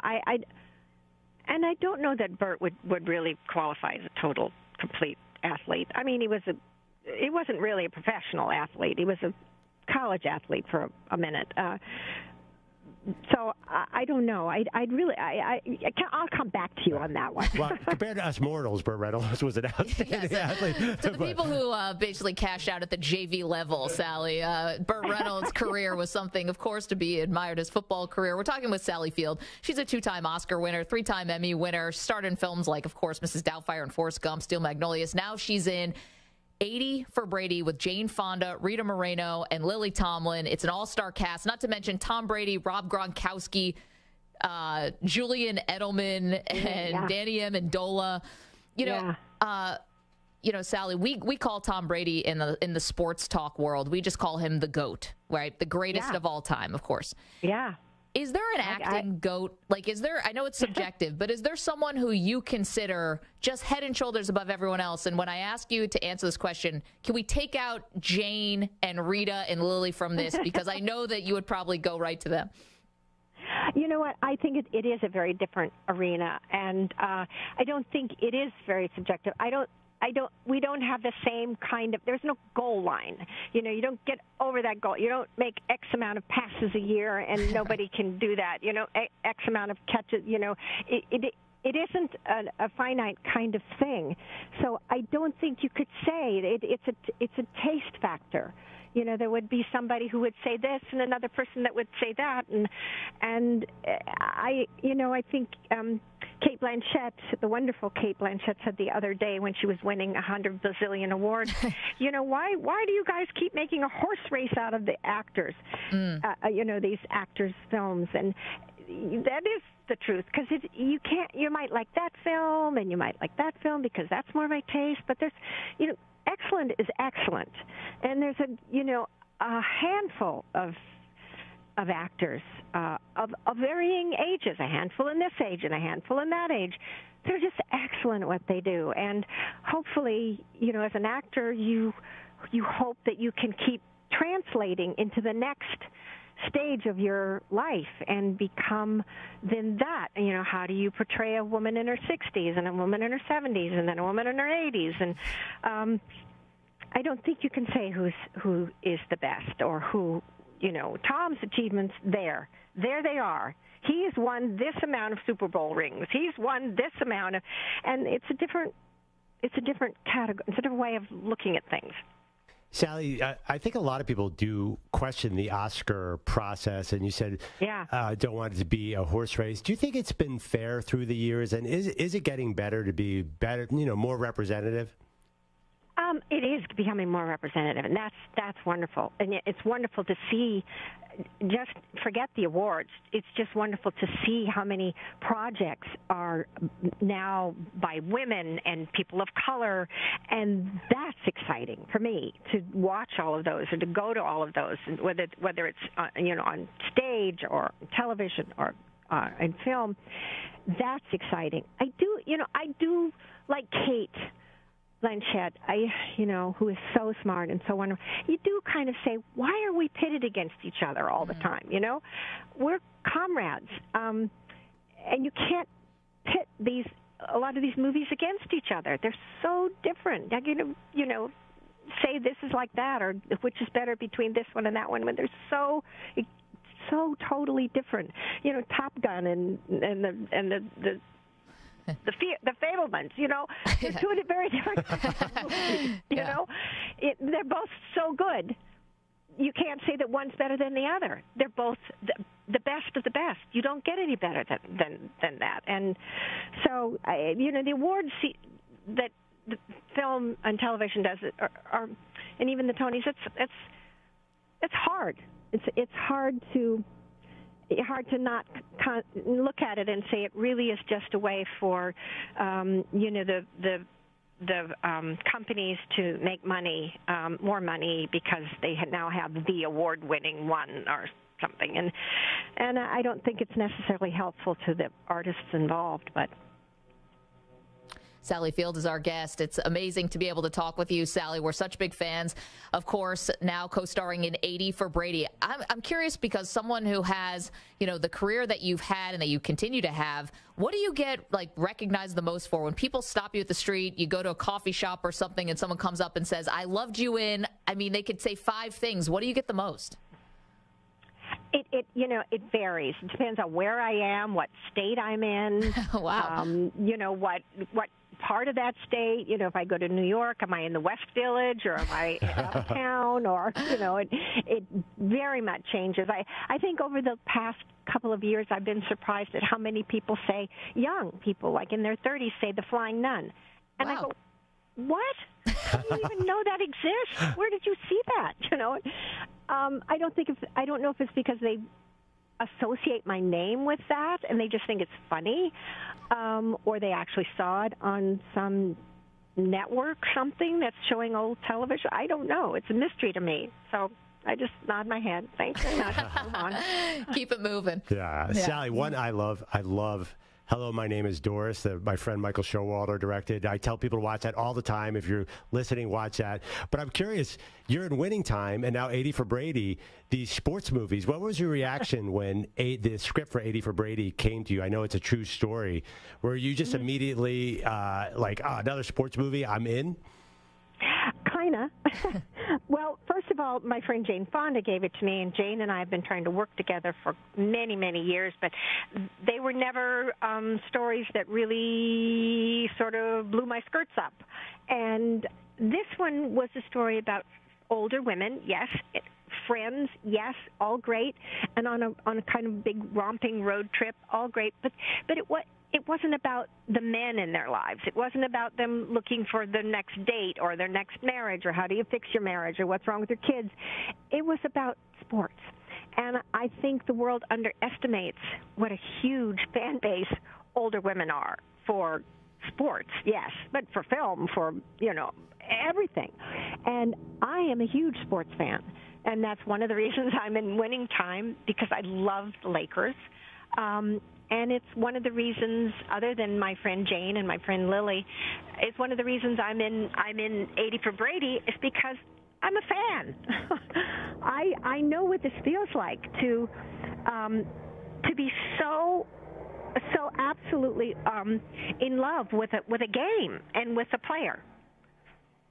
Sally, I can't tell you what a delight this was to be able to talk with you. Congratulations on the movie 80 for Brady with Jane Fonda, Rita Moreno, Lily Tomlin. And on the day that Tom Brady announces his retirement, everyone's very interested in Tom, and you got to hang with him last night. So this is a pleasure under any circumstances, especially so today. And we wish you the best of luck with the film.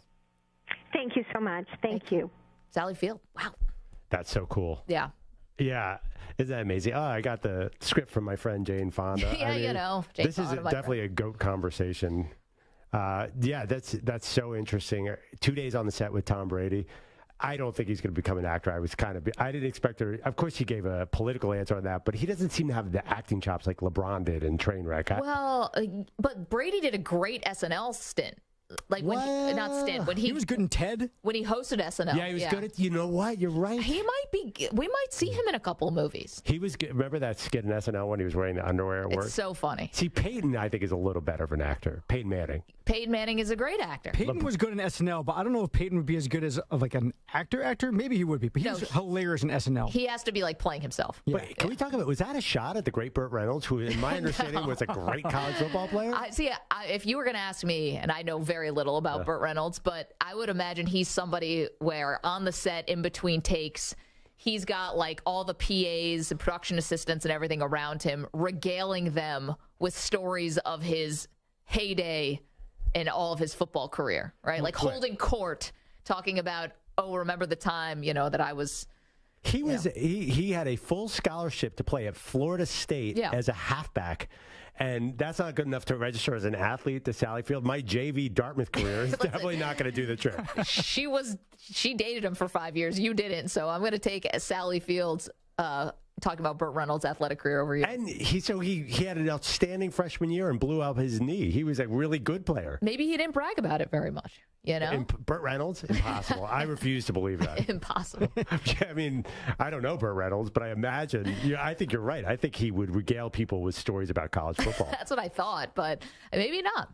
All right. Got a little flavor there of a 2-time Oscar winner. That was cool. Very, very cool. Coming up, the one thing that just doesn't add up today. Had a lot of news, a lot of interesting stories, but one thing is just not making a lot of sense. We're going to get to that in just a moment after this CBS Sports Update from Rich Ackerman.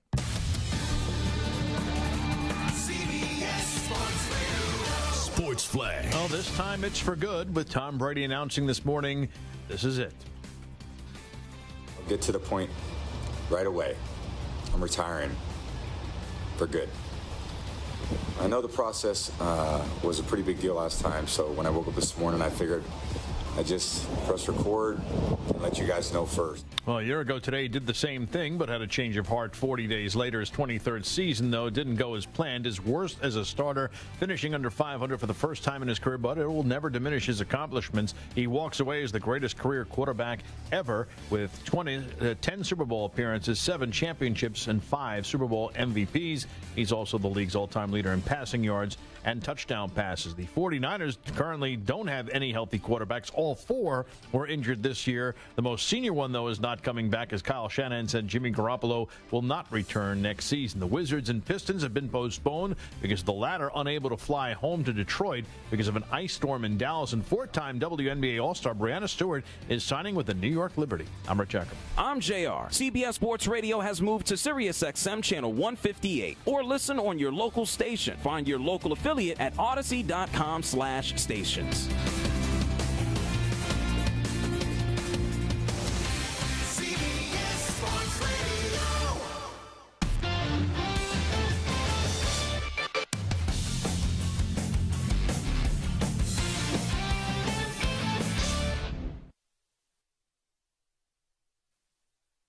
You're in a 5-minute break.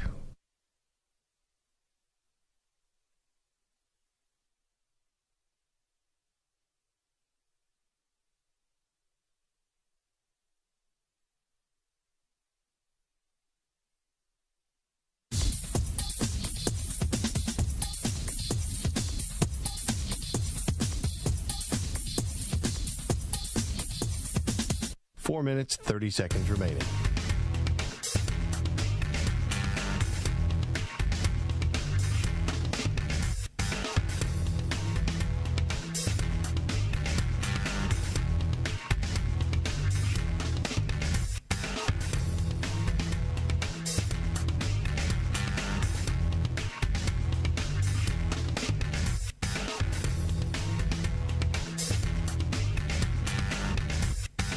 Four minutes remaining.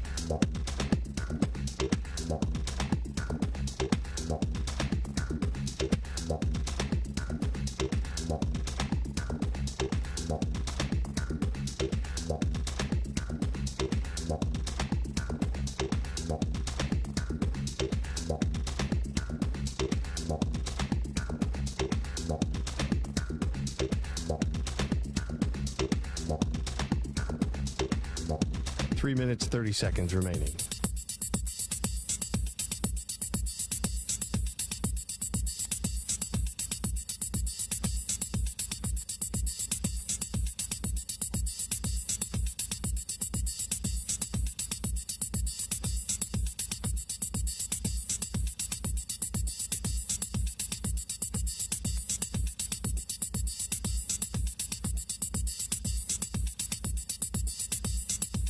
Three minutes remaining.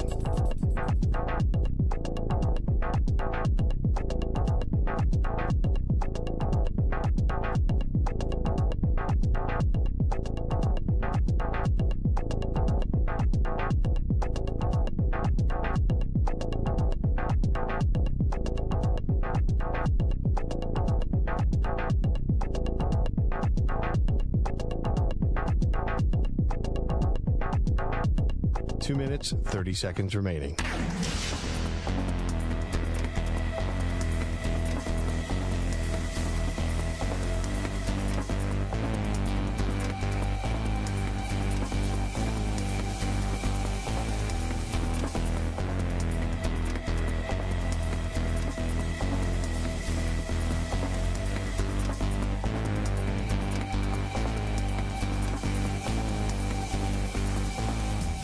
Two minutes remaining.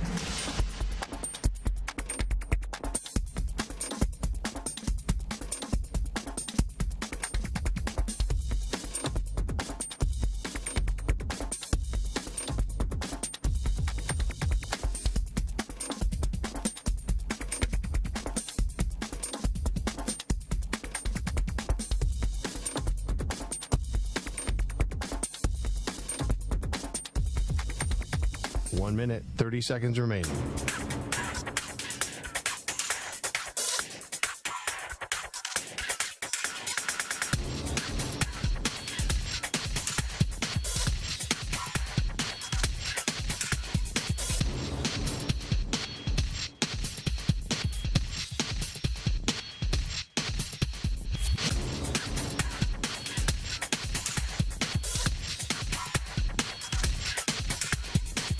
Minute remaining.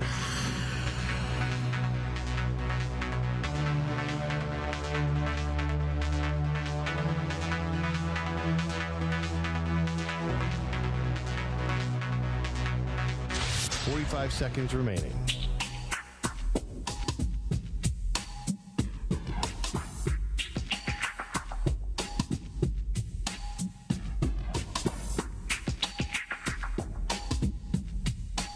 Seconds remaining.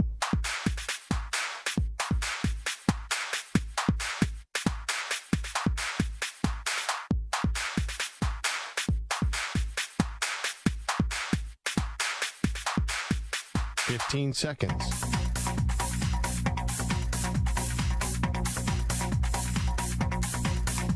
Break ends in 5 seconds.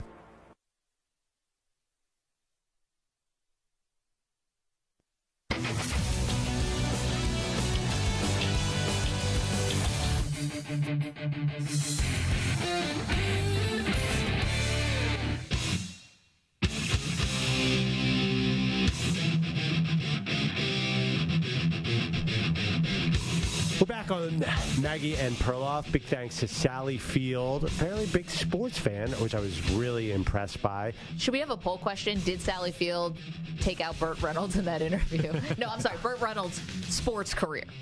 Did she throw cold water on it? Well, I thought I was going to ask her who's the best athlete she worked with, take Burt Reynolds out of it. And she's like, well, he's not really an athlete.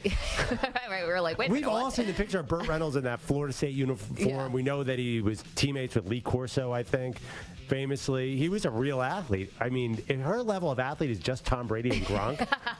Yeah, right. She said she's a Laker fan, so like LeBron. Everyone else is going to really pale and compare. Kareem. Yeah, LeBron's an athlete. Contavious Caldwell-Pope, not so much. Yeah, a little shade over there to Russell Westbrook. Wait, do you have some news for us, Maggie? So just a little update while we were talking to the one and only Sally Field, which, by the way, if you missed any of that, you can always download the Maggie and Perloff podcast, or you can check us out on YouTube. It looks like a couple things have happened. Number one, Tua has cleared the concussion protocol. So first of all, great news because, geez, I mean, how long was this going to go on before he's still in concussion protocol? Now, it's kind of weird because he's not going to go out and play a game, but obviously his symptoms or whatever, this makes me think his symptoms have subsided. I don't understand. Why he's in the protocol when there's no game to be played? He's not in the building. How can he be in the protocol? Well, he might still be in the building, but why would he be? I don't think he's allowed to be in the building. No, just like getting treatment and stuff like that. You can't. Yeah, you can get treatment, but I don't know. I mean, you know what I mean. The concussion protocol is supposed to be evaluating a player to see if he can get back on the field, and it's February 1st. Well, maybe the team isn't like, all right, it's the offseason, you're on your own, even though we know you're dealing with a concussion. Maybe they want to keep tabs on him and, keep checking to make sure that he's okay. I guess. I don't know. Whatever. I don't even buy anything the Dolphins say about Tua or the NFL says about Tua because they lied about the first concussion. So anyway, I'm very cynical about this whole thing. I mean, come on, everybody knows that. No, I know that against the Bills, right? Yes, when he's stumbling off the field, they definitely, it feels like calling that a back injury was disingenuous. But they had a chance to go back and correct that, and they did not. And they doubled down. Yeah. It was, I bet, Mike McDaniel's worst moment of the season by far. But I think he had a good first season as a coach. Obviously, they made the playoffs. But I believe the Dolphins that they want to move forward with Tua. You're the conspiracy theorist now on that one. You don't. No. They were the best offense in the NFL when Tua was there. I think they want to move on with Tua, but I think it's naive to think that they're not considering veteran options just in case. So, like beyond a Teddy Bridgewater. Like a better beyond backup. a Teddy Bridgewater. Yeah. And Teddy Bridgewater, that didn't quite get it done. I thought that would be better. Well, and he got a concussion. Yes, that's the other problem. He wasn't healthy either. Yeah. I mean, listen, if they want to sign my buddy Andy Dalton, I would take that. But I think, I mean, I'll be honest. If I ran the Dolphins, I would go for a Derek Carr or a Jimmy Garoppolo. Wow. I would go all in because I am just so worried about concussions. It goes back to our interview with Chris Nowinski, the renowned concussion expert from Harvard, who said that 3 concussions in one season is unprecedented and very, very long-term Documented concussions. And I believe, and I don't think it's a stretch to say Tua got 3 this season. It seems like he got 3, and his whole career, quite frankly, I think is up in the air. But you can't, wait a minute, you really think that you would sign Derek Carr and have Tua? Because you can't have, who's going to sit? Maybe Carr's a little aggressive, but what about Jimmy G if he'd do... But he's going to sign up for a backup role? You got all these teams now that need quarterbacks, and the reason we're talking about it even more today is because Tom Brady obviously retired. So take Tom out of the mix in terms of teams that need a veteran. How about a veteran who will do a 1-year, prove-it $10 million deal? I know Trubisky... But with the Dolphins? Yes. But if I'm Jimmy Garoppolo, I could be guaranteed to start in Carolina or the Jets or somewhere else. Maybe. We'll see about that. But Jimmy G's probably too little high level. What if it's Jameis for 1 year, $10 million? I mean, what's going on with Jameis? I mean, not that no offense, no offense to Andy, but I was kind of surprised that they never put him back on the field. Wow, do you compare the 2 stats this year? Jameis was terrible. No, I know, but then he got hurt, and I thought when he was healthy, I think he had 2 touchdowns and 5 picks in 4 games or something. The Saints stink. So, of course, he wasn't good. There's no players around him. Yeah. Everybody was gone this year for the most part. And then Olave came on at the end. But anyway, James, somebody like that. How about that? Have at least a stronger veteran presence than Teddy Bridgewater because he didn't get it done. Because I do not think Tua is going to get through a full season. Yeah. There was one thing that happened this offseason that really bothered me. Was it the team who said that he's no more in danger of having a concussion than anyone else? We've been taught enough as football fans to know that concussions are progressive. So what did that mean? I have no idea. It didn't sound like anything we've ever heard from the true experts out there. I mean, we don't claim to be the expert, but we talk to them and try to learn as much as we can. That just didn't square. But the thing is about Jameis as a backup, just for a second, is that's the last kind of backup I want. I want a backup who doesn't have the propensity to turn the ball over. Because if I'm already down my starter, that's already tough enough for me to win, and turnovers are just the killer. And that's what Jameis is, his Achilles heel are the turnovers. True, but he also is a big explosive play guy, and he's going to get it out there to Waddle and Hill. Yeah. No, you're absolutely right, but I think you need a guy with a big arm, not Teddy Bridgewater.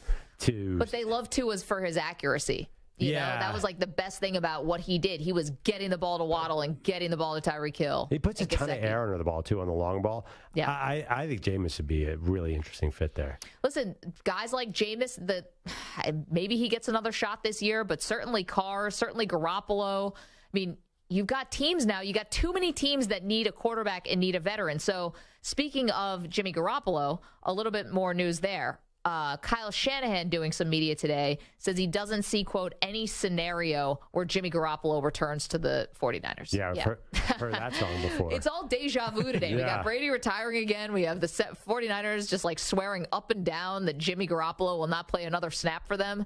What's going to happen? Brady's going to come back. Jimmy's going to play for the 49ers. It's like meant to be. By the way, I messed up Jameis' stats. He played 3 games, had 4 touchdowns, and 5 picks, and was 1-2. So there's a question: does Jameis have anything left? I'm not sure. But okay, you have to admit, back to Tua for a second. You have to bring some veteran in there. You have to have a plan B. You do, but that's going to be tough because if I'm a veteran, I don't want to go in there and compete with Tua. I want to go to a place where I know I'm going to start. Yeah, but what are you going to bring Baker Mayfield in to back him up? Yes. Baker Mayfield? Well, Baker's not getting a chance to start anywhere. Where's Baker going to start? I don't know. Maybe someone like that. But if you're going to have Baker, you might as well just have Teddy Bridgewater. They're about the same. No, Baker's highs have been higher than Teddy Bridgewater's highs, I would argue. I hear what you're saying. He'll probably end up being Nick Foles, but there's got to be some veteran out there. I think Foles Gardner Minshew? I think Foles' retirement press conference is coming next. That guy took hits at the end of the season for no ungodly reason. I'd take $4 million check to be a backup quarterback any day. No, because you might end up back at the Colts, and for some reason they put you back on the field. Stupidly. What about Gardner Minshew? Maybe Minshew. Maybe, I don't know, what's the deal with Tyler Huntley, who now just made the Pro Bowl? I think they still have him. They might still have him under contract. Anyway, It's going to be interesting. The musical chairs of the quarterback offseason just got a lot more. Sam Darnold. He's not going to get a starting job. He's not going to get a starting job. He also turns the ball over. So. Yeah, I mean, yeah, you always had that fantasy that guys are going to elevate beyond that. I'm looking at some other names: Jacoby Brissett, Joe Flacco. Oh, it's getting ugly. Taylor Heineke. There you go. No, see, you perked up on Heineke. I mean, he's a starter level player. Oh, I'm looking at a list of free agents. There's one. Laura says Chase Daniel. Yeah, here's this guy. Who's this guy? He's a Raven. He's a free agent right now. Oh, Lamar Jackson. That'd be nice.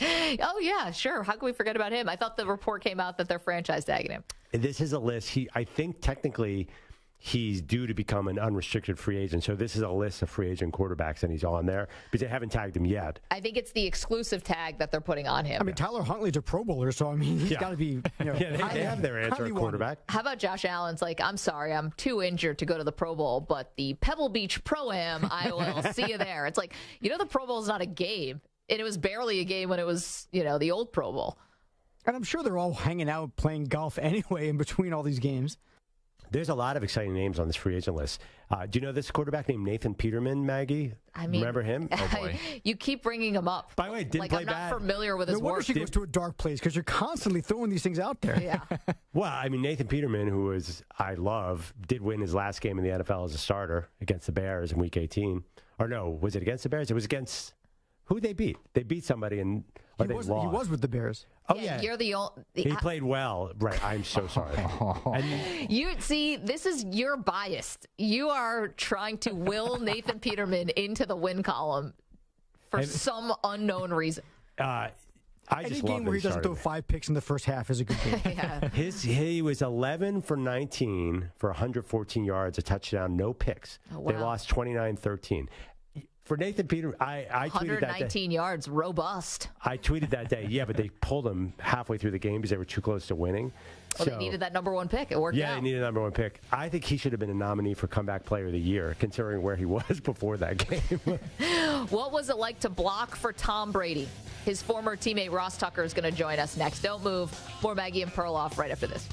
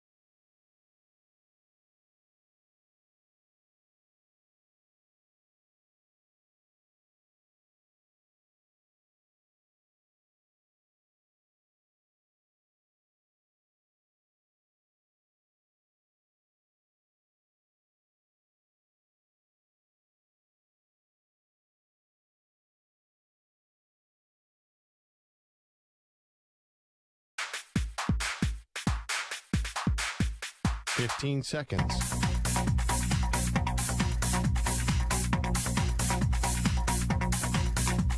Break ends in 5 seconds.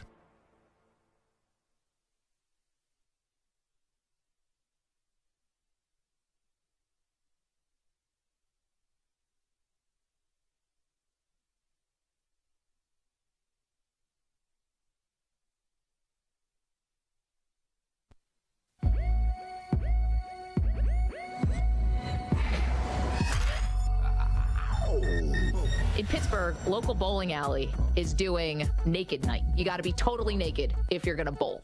Starts at 4 o'clock in the afternoon, which I thought was a little early for all naked bowling. I'll tell you where that bag is going. It's going over my head, so I don't have to see any of these naked bowlers in Pittsburgh on 4 o'clock in the afternoon. Most sports, if you played them naked, would be just gross, right? Bowling, you could kind of tactfully do that. No. Everything's swinging around there. We're going to bowling. I'm competing to win. Clothes or no clothes. I'm not going to just stand there so my junk doesn't fly around. I can't think of another sport that you could do gracefully or tactfully while naked. Well, I thought of one. Race car driving. Honestly, who would know? I had a NASCAR joke about the Bush brothers. Don't do it. They are Maggie and Perloff on CBS Sports Radio. What up, what up? Welcome to Maggie and Perloff. Big news day today. The GOAT hangs it up again. Something felt oddly familiar about today, having a little deja vu, is because on February 1st of 2022, Tom Brady also told us that he was hanging it up, and now he is, in his words, for good. Yeah, it's funny. This feels so much more permanent to me, and that is probably an illogical take. But just the way he started his message by saying, I know you don't get 2 big goodbyes. Yeah, right. He is aware of the situation, and he couldn't possibly ask for another mulligan on retirement. He could not do that. But that's not true, because some of our favorite athletes gave us multiple goodbyes. Michael Jordan gave us multiple goodbyes. Favre gave us multiple goodbyes. I mean, this happens. Youth still thinks Serena's coming back. I do. I definitely. Tiger but that would be Woods 2. has come back. Now, I don't Michael know if he ever Jordan retired, but I don't know if Michael Jordan's multiple goodbyes are exactly the same, because he left to play baseball. That never felt like, I don't know. Did he say I'm done playing basketball forever? I can't even remember what that was all about. I mean, he walked away at the height of his powers. Like, that was one of the most shocking retirements, and then he decided to come back. Now, we don't talk about those Washington Wizards years because, why do it? But at the same time, like, if Brady did want to come back, if he changed his mind, if someone calls him late in training camp after an injury, I just think you never say never. Now, listen, last year at this time, he did not have the broadcasting deal. Maybe that changes it, but I don't think so. I think 45 changes it. I think that is the key component here. I mean, and he was also 44 what happened last year. What's the difference? Eventually, the age catch up to you. If by that logic, he's going to play till 74 years old. So he said he at one point did not discount playing until 50. I mean, if he's going to go to 50, I thought he was going to get there. Yeah, I mean, listen, if he survived in his late 80s, then he probably would be at least a backup. That maybe 80 for Brady would be a totally different movie. There you Just go. actually Tom Brady out there as an 80-year-old quarterback. Be like, well, he doesn't move in the pocket or move at all, but we could still see him completing passes. Yeah, no, he'd be pretty good probably. Yeah, I mean, listen, quarterback is mostly a mental game, and as long as you still have your faculties about Your it. marbles. Yeah, I just think there's so much going on in his life, too. Do you think, and this is pure speculation, people are obviously connecting dots with his personal life and all the turmoil in that. Do you think that, you said actually at one point, maybe that would make him more likely to stay in the game because he has more free time? Well, I mean, I think it's weird that I've seen this a little bit, mostly on social media, so take that for what it is, that people think now him and Giselle are going to, like, get back together. And I just think that's really short-sighted. It's like, I don't think if you're going to really go through with a divorce, it's probably not just for one reason. Football might have been a reason, but I can't imagine it was the only reason, right? Oh, so the logic being that if he gives up football, she's ready to take him back? Yeah, I just don't see that. I mean, I think the botch crypto deal is more likely to be the problem. You're 100% right. There's so much more to it. And I think at this level of celebrity, not that I can relate, that maybe they were leading separate lives geographically. It seems like there was, when you're an athlete and you're the most successful model in the world, that you would be apart a lot. Listen, we don't know Tom Brady, but our next guest does because he blocked for Tom Brady. 2005 season, it was magical. Ross Tucker was there. He's now the host of the Ross Tucker podcast, and he's a good friend of the show. Ross, we haven't seen you since the Army-Navy Radio Row. How you been, bud? I am doing awesome. Always great to see you guys. Always great to be on with you. And yes, I think I played 17 glorious snaps for the 2005 New England Patriots. Yeah. I think if memory serves, actually the team I played the least for. But then I re-signed there in 2006. So I was there the whole offseason and training camp until Belichick traded me to Cleveland. So I got plenty of Brady stories, takes. What do you want? Wait, Russ, what position were you playing? You were playing guard at the time with Brady? Did you ever do a snap? Center and guard. So like, the story I always tell, Andrew, is that in 18 years of playing football, okay, the most boring, mundane thing you do as an offensive lineman, in particular a center, is at the start of every practice, every level of football, quarterback-center exchange. So, the center bends over, the quarterback comes up, you snap the ball to him. I never played with a quarterback that cared nearly as much about the center snap as Brady. Like I'm telling you guys, this is April or May of 2006. So at this point, I'm 26, 27 years old. It's my 6th year in the NFL. I've started 25 games. When I happened to be center for the mini camps and Brady was quarterback, he would look at me before he'd call the play, stare right in my eyes, like, all right, Ross, you and me, great snap first. And in my head, and I would be like, got it, bro, got it. In my head, I was like, okay, Tom. Like, Tom Brady's like looking at you. So the thing is like, when you snap the ball to a quarterback when they're under center, their hand is, they go in the undercarriage there, and you snap the ball and it hits the top hand of the quarterback. Like it makes a noise like that, right? Brady is such a psycho that he wanted like that perfect smack every time. Like in his crazy mind, okay, the perfect snap gave him like a fraction more time to look at the defense, a millisecond more to step back, from center, even a little bit more time to get rid of the ball. And so what I learned from him, and I do a lot of public speaking, and I tell this story all the time. The guy had already won 3 Super Bowls. He's already Tom Brady. He never looked at anything in life like, I got this. Like, he didn't want anybody taking any of his reps, whereas most guys are like, go ahead. They don't want the reps. Brady relished any opportunity to do something a little bit better, to show he could do it a little bit better. He wanted that. Like, he was obsessed with that. And so I learned a lot about that in terms of how to live your life, because so often there's aspects of our lives that we don't really put much stock into because we've done it for so long. He just doesn't look at it that way. He is constantly trying to do every aspect of his life a little bit better than he's done before. Now, Russ, early in his career, I feel like he was under center a lot more. Late in his career, in my mind, Tom Brady moved into shotgun a ton. Everyone's in shotgun now. People are in shotgun on a 3rd and 1. Right. So in 2006, were you doing shotgun a lot with him, or was that under center more? I know that's a silly little question. It was still probably more under center. Now, until like 2004, it was a lot of under center. 2005, 2006, started to move to shotgun a little bit more. He liked to be able to see the defense. He really liked an empty set because the defense kind of has to show their cards. When you have 5 eligible receivers, you can't really disguise blitzes anymore because you got to have 5 guys covering those guys so he can kind of see things.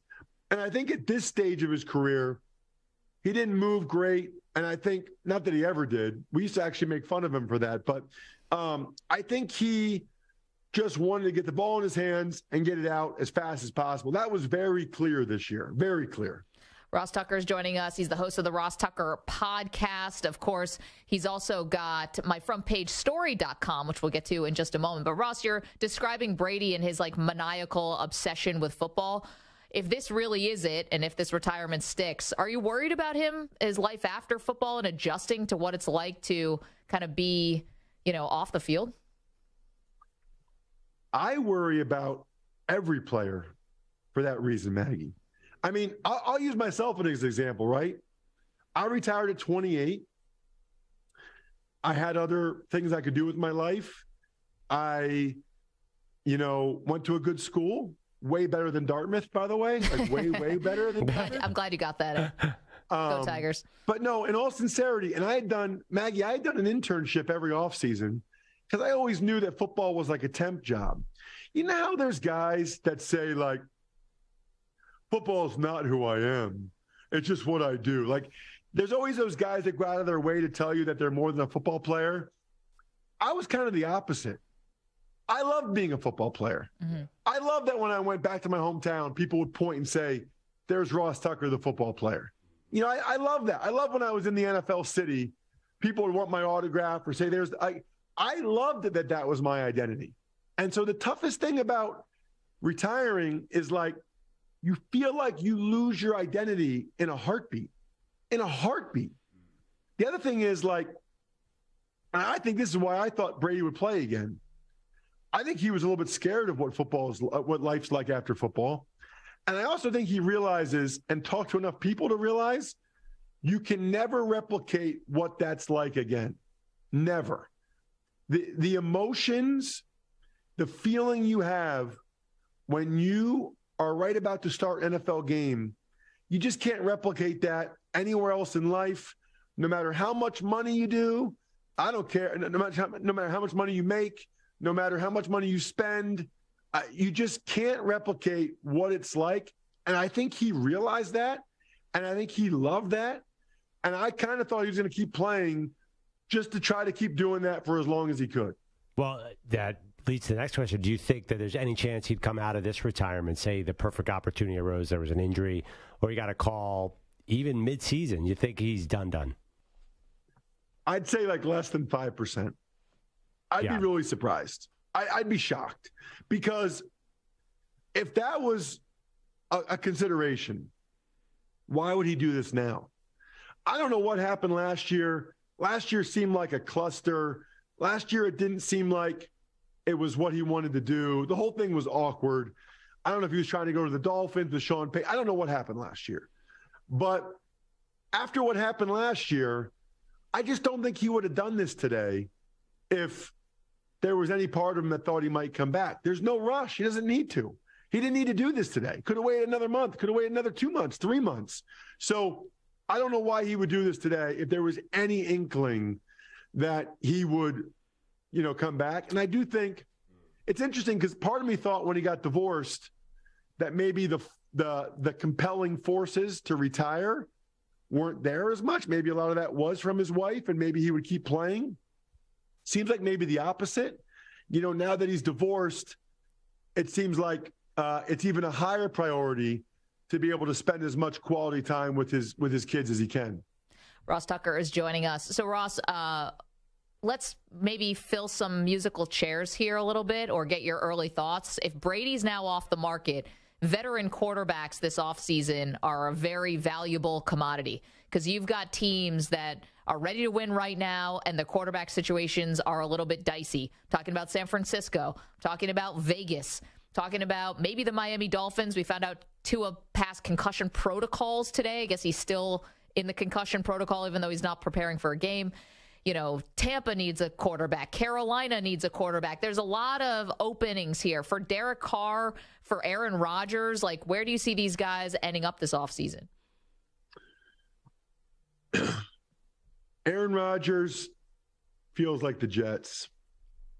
Feels like the Jets to me. I don't think the Packers. E2, Ross. E2. Samter is rejoicing. I don't think the Packers want to trade him in the NFC. And I think the Jets owner has a high desire for big name quarterbacks, for marquee quarterbacks, and they are ready to win right now. I mean, the Jets are going to the playoffs next year if they get Aaron Rodgers. That's what's happening. The New York Jets are in the playoffs next year with Aaron Rodgers. And that's pretty valuable. And you got to have somebody that's willing to take on the $60 million. And I think the Jets are willing to do that. So I think that feels like the Jets. I wouldn't be shocked by the Raiders, but it doesn't feel like Josh McDaniels' style to bring in a quarterback that's making $60 million that he might butt heads with. You know, I just don't see that from Josh McDaniels. I think he's more likely to bring in like Baker Mayfield as his quarterback. I can see that with the Raiders. Derek Carr, I think there's a lot of options for Derek Carr. And I think Derek Carr is a really good option for Tampa, for Carolina. That would probably be what I would do if I was Frank Reich, is try to get, because he could solidify that position right away. And Carolina would have a great chance to go to the playoffs. Carolina would have a great chance to win that division with Derek Carr. Ross, tell us about myfrontpagestory.com. This thing's pretty cool. Well, it's just the best Valentine's Day gift ever. Oh, and nice. It's February, fellas, and we're less than 2 weeks away from Valentine's Day. They literally, you talk to a writer for 10 minutes about your wife or significant other, whoever. They write the most unbelievable story. It's framed, looks like it's on the cover of the newspaper. It's absolutely beautiful. It's pictures of you and her together smiling. She won't even know, like, she'll think that you came up with this idea on your own, that you like thought about this and you hired some writer like Andrew Perloff to write this great story about her. She will be blown away. She doesn't even know this is a thing. And then when she reads the quote, like, I never thank her enough for all the little things she does for the family, she will cry. They cry almost every time they cry. I've seen the videos. And then the beauty of it is it's hanging up in the house forever. So it's like the gift that keeps on giving. Trust me. And by the way, I got a code for you guys. CBS 10. So the number 10, CBS, the number 10, 10% off. That way they know I sent you guys. MyFrontPageStory.com. I would not steer you guys wrong. Okay.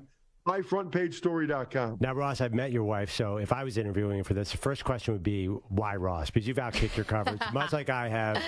But no, thank you, dude. And, of course, we have to say it, spicy mustard for life. Spicy mustard for life. We also have to say, Maggie, I'm sad that your Bills aren't in this game. I know you're probably still in mourning. Yeah. But not everybody can have the best O-line and the best D-line and the best roster by far in the NFL. It's hard. It's hard to be somebody from Philadelphia these days. Yeah. Do you see Fred Warner's wife is mad at us, though, Ross? Us Philadelphians? Why? Because people were obscene to her in the crowd. I mean, I kind of get it. I don't know how they were obscene, but yeah. At this point, how do people not know? My first game I ever suited up in the NFL was for Washington at Philly at the old Veteran Stadium. And I said to my girlfriend, who's my wife now, my father-in-law, my sister, my mom, my dad, under no circumstances do any of you wear anything Washington. Nothing. And not only that, don't cheer. If something good happens for us, just smile. Don't stand up. Don't cheer. Don't draw attention to yourself. It's not worth it. But other people just don't get it. Like, I don't know why you would wear. I mean, they just don't understand. They don't get it. No, I appreciate you saying that, Ross. Maggie doesn't understand, Ross, but her fans jump through tables, so they're not that like much different. Listen, Ross is a former Buffalo Bill. I mean, I'm talking to a legend here. Ross, can't tell you how much we appreciate this. Great perspective today. Well, as always, but especially on Tom Brady, we appreciate it. And we'll see you in Phoenix. Yeah, I'll see you guys next week. Thank you so much for having me. Thanks, Ross. You bet. Ross Tucker. Check out the Ross Tucker podcast. I love that story about Brady and the precision of snaps in April. I mean, come on. But it totally squares. Like madman. You can tell me anything about Brady's preparation, and I believe it. Is there anybody around Brady who doesn't have a Brady preparation story? Scott Pioli tells a story about when he was a rookie coming in on a Friday night in May at 2 a.m, and Brady's doing there working on his drop. But see, that it's got to the point where it's like folklore now, where you can be like, listen, Tom Brady in the offseason, he would ride a horse, okay, to Providence. And he would get off the horse, and then he would go to this old man in an alley who would blah, blah. And I'd be like, yeah, probably right. Yeah. Didn't know Brady was a horse guy. But meanwhile, we sit there watching Netflix with a bowl of popcorn on our stomach 90% of our free time. It makes you wonder where we could have been if we had that work ethic. That's also the arena. It's a certain type of arena that we're in. Arena.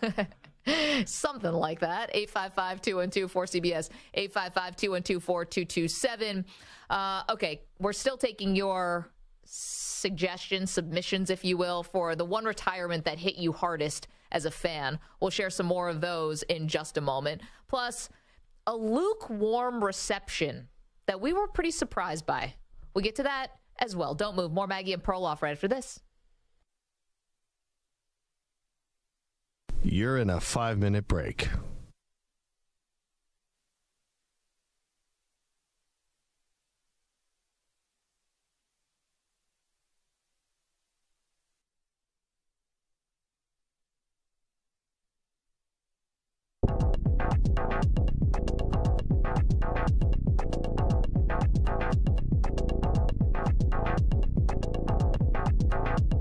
Four minutes, 30 seconds remaining.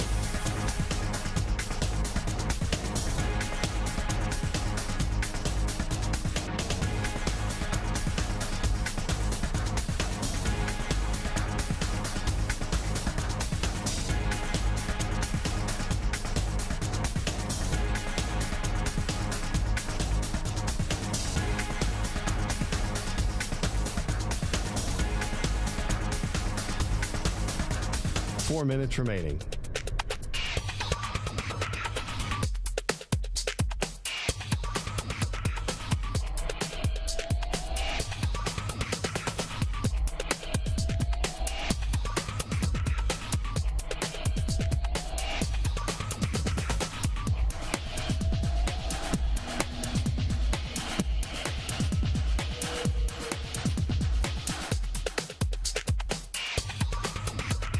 Three minutes, 30 seconds remaining.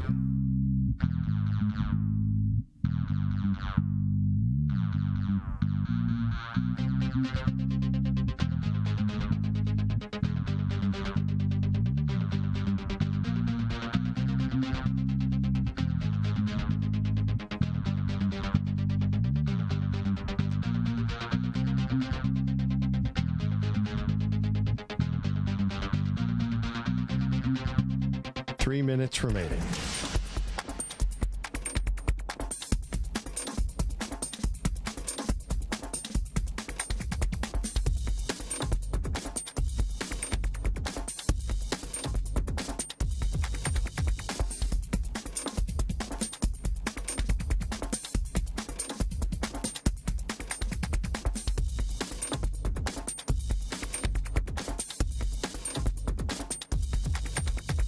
Two minutes, 30 seconds remaining.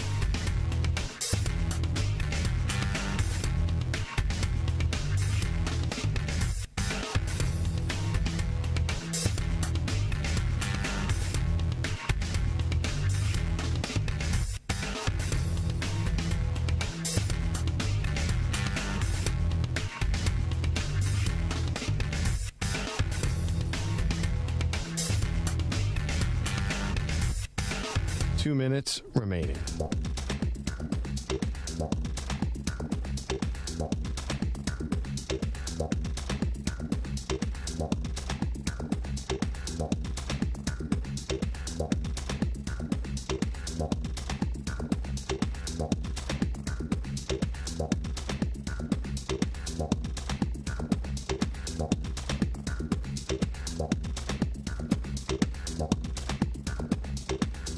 One minute, 30 seconds remaining.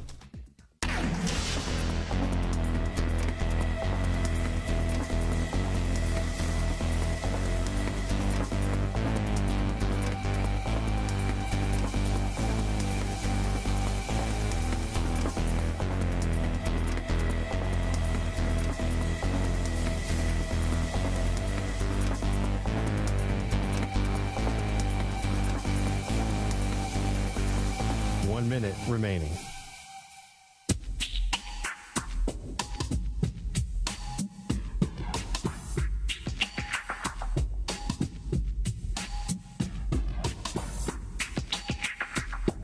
$45 seconds remaining.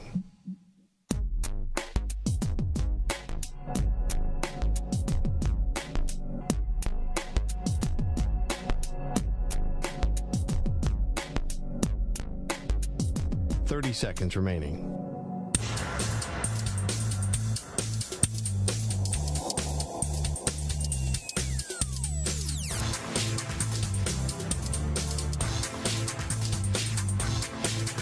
$15 seconds.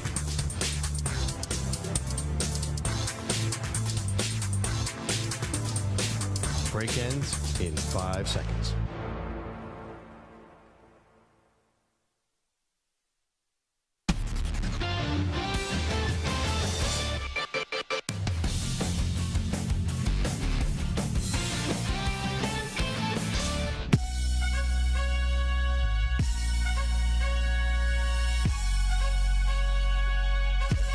All right, Maggie, I am very confused by something that is going on in sports right now. Tell me. Sean Payton got hired by the Broncos yesterday, and it was met by a collective yawn. Now, if Sean Payton had been hired 3 weeks ago, the storyline would have been Denver Broncos win the coaching hiring cycle. They get the most in-demand coach in years is going to be their head coach. Got their man. Got their man. Not only their man, I think Sean Payton is the most in-demand coach. I don't even remember somebody. Is there anybody who's had this much buzz? You watch the Dallas Cowboys all season long, and all anybody talked about was, man, what if they got Sean Payton? We rarely had a situation like that, and yet nobody cared yesterday at all. It was bizarre. I found it bizarre, too, because you have two, A-listers in the NFL, which is Sean Payton, and you've got Russell Wilson. And I think a lot of people maybe believe that what we saw last year from Russell Wilson, that this is it. Maybe they feel like he's a lost cause. I don't know. But you have two A-list people together now who seemingly had no relationship before. I don't think that was meaningful. And now they're getting paired together. This should be the story. And you're right. Everyone was just like, uh-huh. Well, I think it's because they didn't hire him originally and they did a bunch of other interviews. I think that's so. They don't really want him, or he's the second choice, or he didn't really want them, or there really was a conflict. It just felt like all the positive momentum that they could have had with this storyline. They didn't win the press conference with Sean Payton, who has a Super Bowl ring. Well, he didn't do the press conference. Yeah. Well, anyway, but that expression, win the press conference. They didn't win this. I think you're right. I think it's questions about Russell Wilson, but I will tell you right now, Russell Wilson is going to improve by 200% under Sean Payton. This is going to be a spectacular success. We've already seen look at the odds. They've jumped up the Super Bowl odds and the win-loss odds. I think the win total went from 5. Actually, they don't have a win total, but it's above 8. It's going to be good. It's going to be really good. Wow, you're calling it now. This is going to work. I have no doubt. They have 3 Pro Bowl level players coming back to their offense. Yeah. Well, 2.5. I don't think Tim Patrick, the wide receiver, is quite a Pro Bowl level player. That is so easy. They have a good defense. Russell Wilson was throwing to nobody. Half the season Sutton was out. The other half of the season Judy was out. He was going to Greg Dulcich. There was nobody to throw to. There was no O-line. And he still played pretty well the second half of the season. Well, pretty well, but for Russell Wilson, that's not good enough. But he had some, but the point was he had some really good games the second half. Yeah, but I mean, how many touchdowns did he throw? Barely. 16 on the season. Yeah, and he's getting paid $40 million a year. It's just not enough.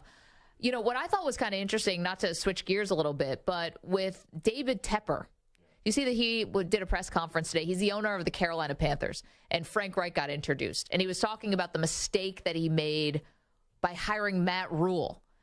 And Tepper said something that I think is the complete opposite of what a lot of people believe. I made this mistake. I think it's a mistake to have a CEO type head coach, okay? That's a mistake, just in general. That's what I kind of believe. So I think you want to get somebody who's really good on offense or really good on defense. See, I thought CEO was a buzzword that was around the NFL for years. We need a CEO as coach, and they can implement and they can coach the coaches and everyone, they can oversee.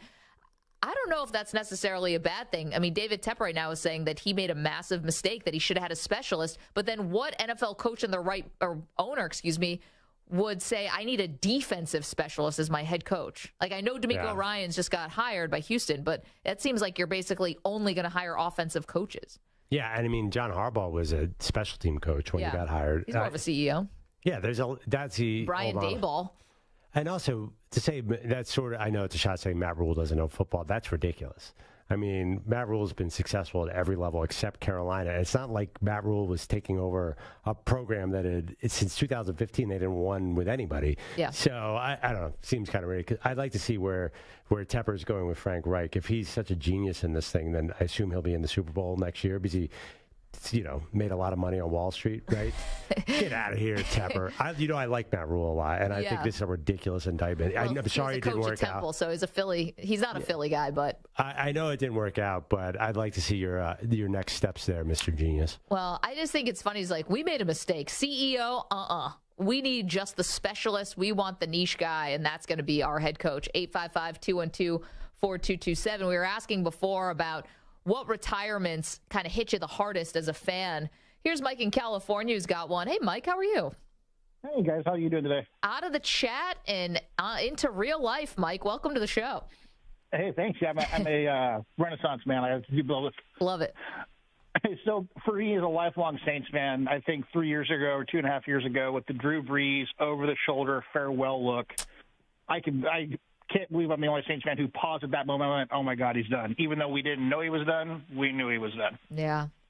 Brees, that was a big one. And that's the thing. Brees wasn't hurt, right? He wasn't injured at the end, but his arm was kind of gone, right? Yeah, he wasn't the same. Well, they came to find out he still had to have shoulder surgery again after the season was done. So yes. he was still hurt. But he hadn't been the same for probably a good year and a half, and I think that we all knew it was coming. We just didn't want it to. Because, I can remember wearing the paper bags, going to the bars with my buddies to go watch Monday Night Football and watching Aaron Brooks get destroyed on Monday Night Football.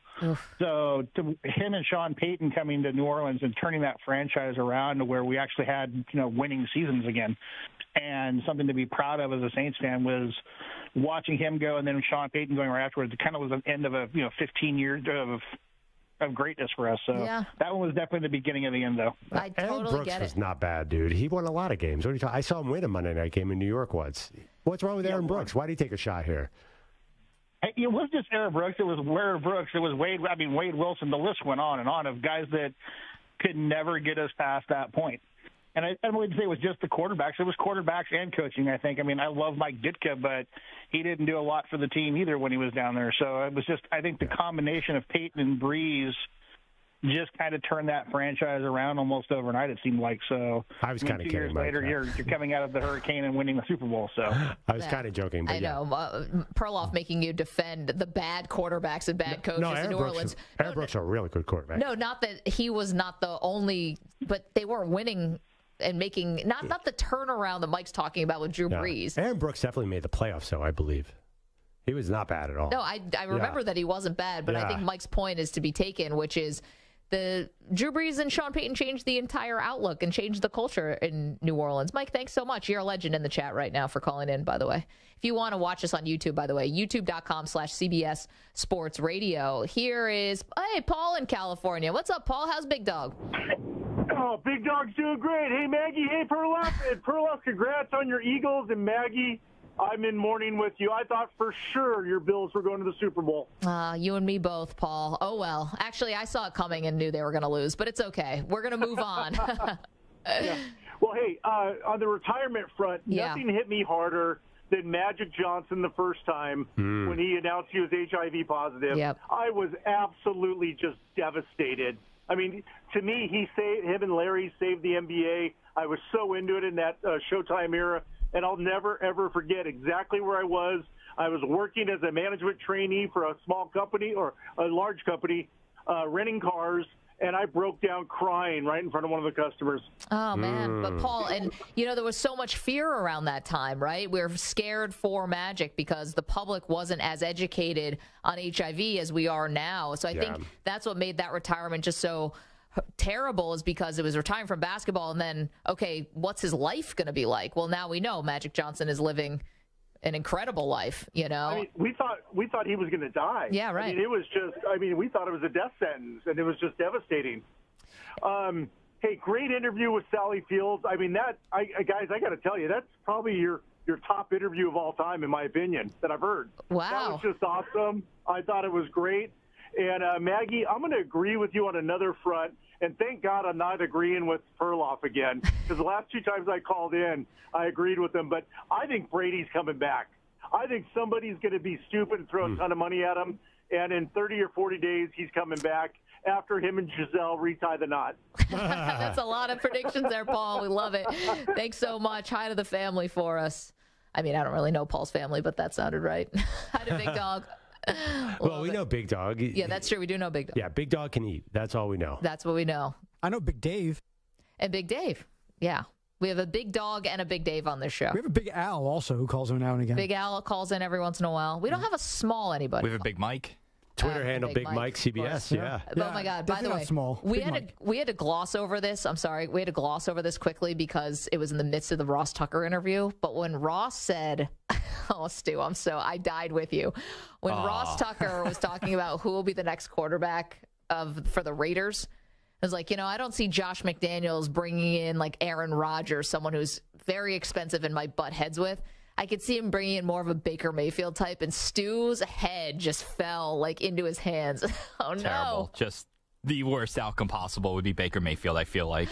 Really? I'd rather stick with Stidham, honestly, for a year, yeah, and develop a guy behind him. But no Baker. I'm good on Baker Mayfield. Interesting. I would think that that's not the worst possible scenario. You're for right. Raiders It's not fans. the worst, but it feels like one of the not-so-good scenarios. Yeah, it's not Nathan Peterman, but That's yeah. true. Yeah. That's worse. That was for you, Perloff. Okay, see you guys on the phones. You want to talk about this retirement, the one that hit you the hardest as well. We'll get to all that. We're going to do it all right after this CBS Sports Update. Here's Rich Ackerman. CBS Sports Radio. Sports Flag. And it's sponsored by Progressive Insurance. Your small business keeps you on the go. Progressive Commercial Insurance keeps your policy within reach with their easy-to-use mobile app. Learn more at progressivecommercial.com. There have been a lot of great ones, but Tom Brady's success is unparalleled, and today he announced his retirement, this time for good, after his 23rd season and his first in which he did not have a winning record. His 7 Super Bowl victories, more than any player in history. He won the game's MVP 5 times, also a record. Brady's the NFL's all-time leading passer and holds the record also for most touchdown passes. Brady's former understudy, Jimmy Garoppolo, will hit the free agent market as 49ers coach Kyle Shanahan confirmed he won't be returning to the Niners next season. Tonight's game between the Wizards and Pistons in Detroit has been postponed. The Pistons have been stranded in Dallas because of an ice storm and were unable to fly home. The Celtics own a 2-game lead in the East and will host the Nets tonight. Top-ranked Purdue takes on Penn State. The Boilermakers have won their last 8, and former MVP Breanna Stewart has signed with the New York Liberty in what may be the biggest free agent signing in WNBA history. I'm Rich Ackerman. Hey, it's DA. Be sure to listen to CBS Sports Radio at home. Ask Alexa to play CBS Sports Radio.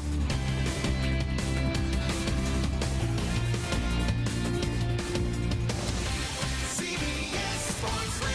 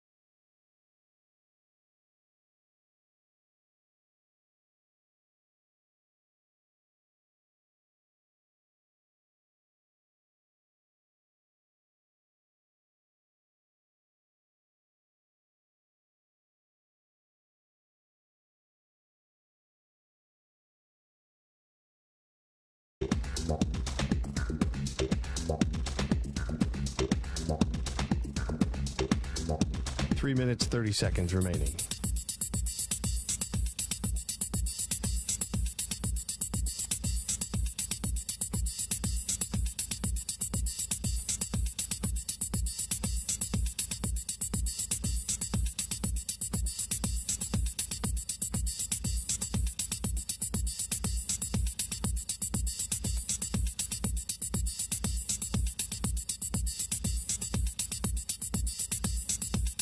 3 minutes remaining.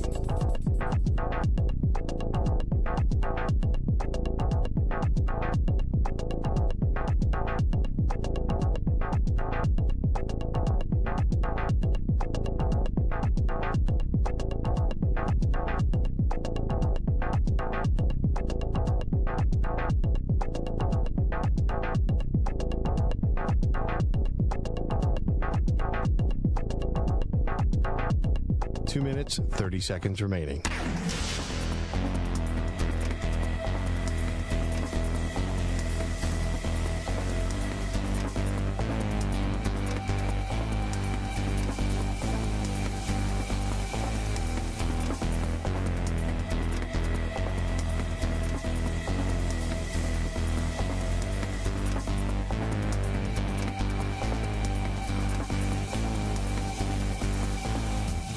Two minutes remaining.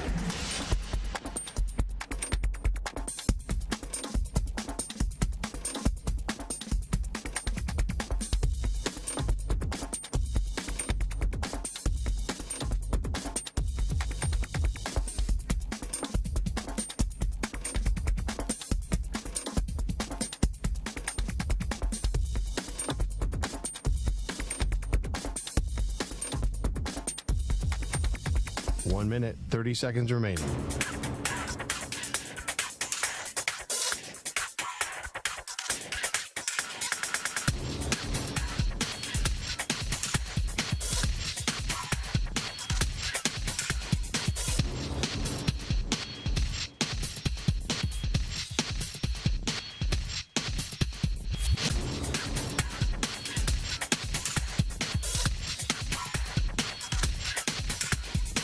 One minute remaining.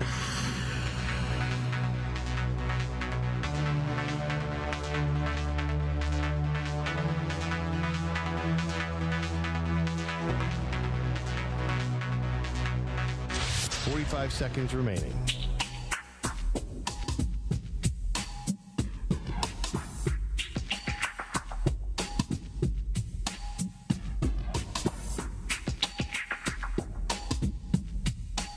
Seconds remaining.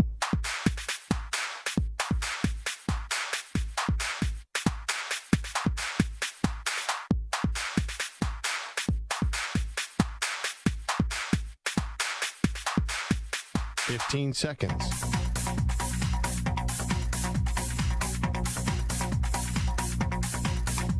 Break ends in 5 seconds.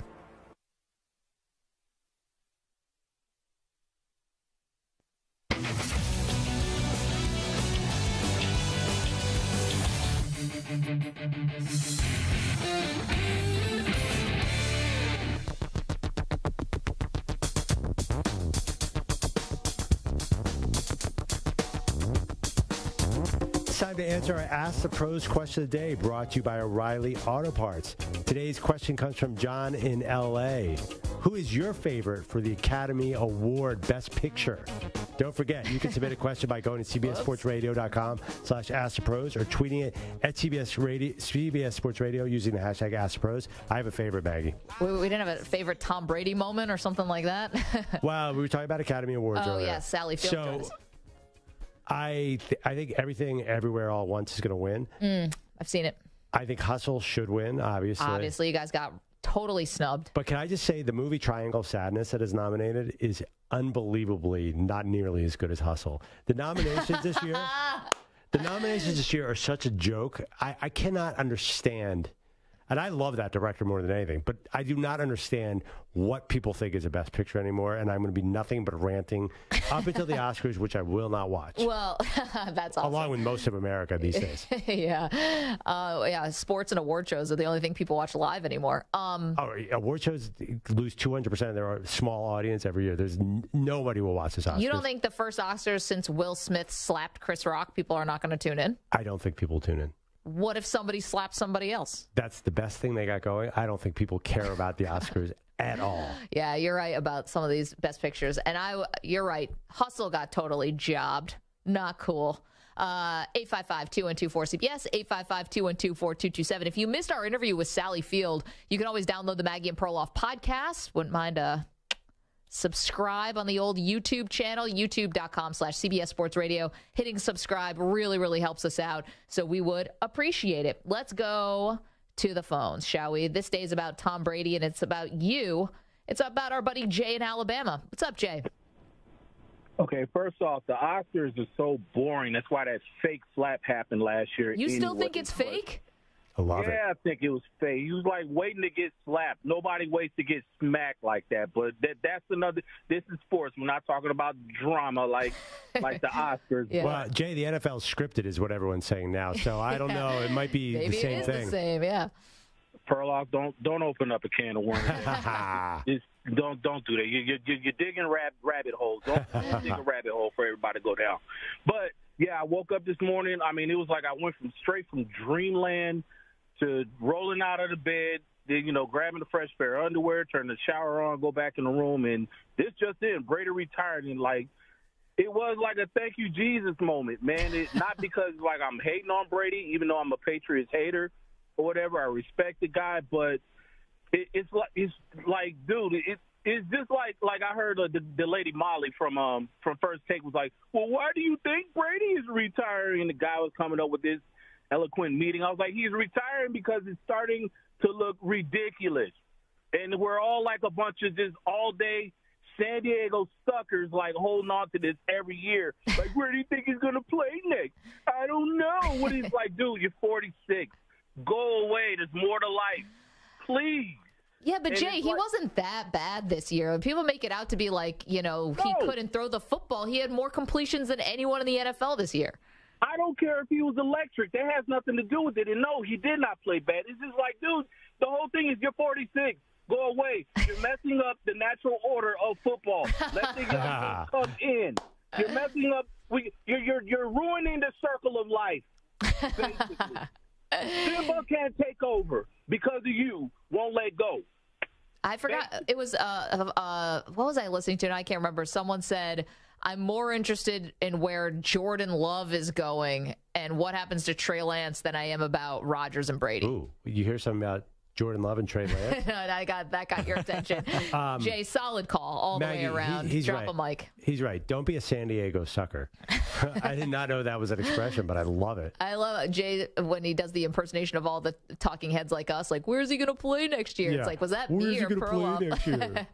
It's a composite, both of us. Circle of life, the NFL circle of life. He's right. They are kind of disrupting it. Breeze, too. They all stuck around for so long. Our buddy Big Dave's on the line. What's up, Big Dave? What's up, guys? Hey, listen, just caught the last part of the show there, jumped in the truck, was heading to Walmart. Mike calls me out, so I got to call in. Mike, let me get this straight. You're saying that you think Brady's coming back?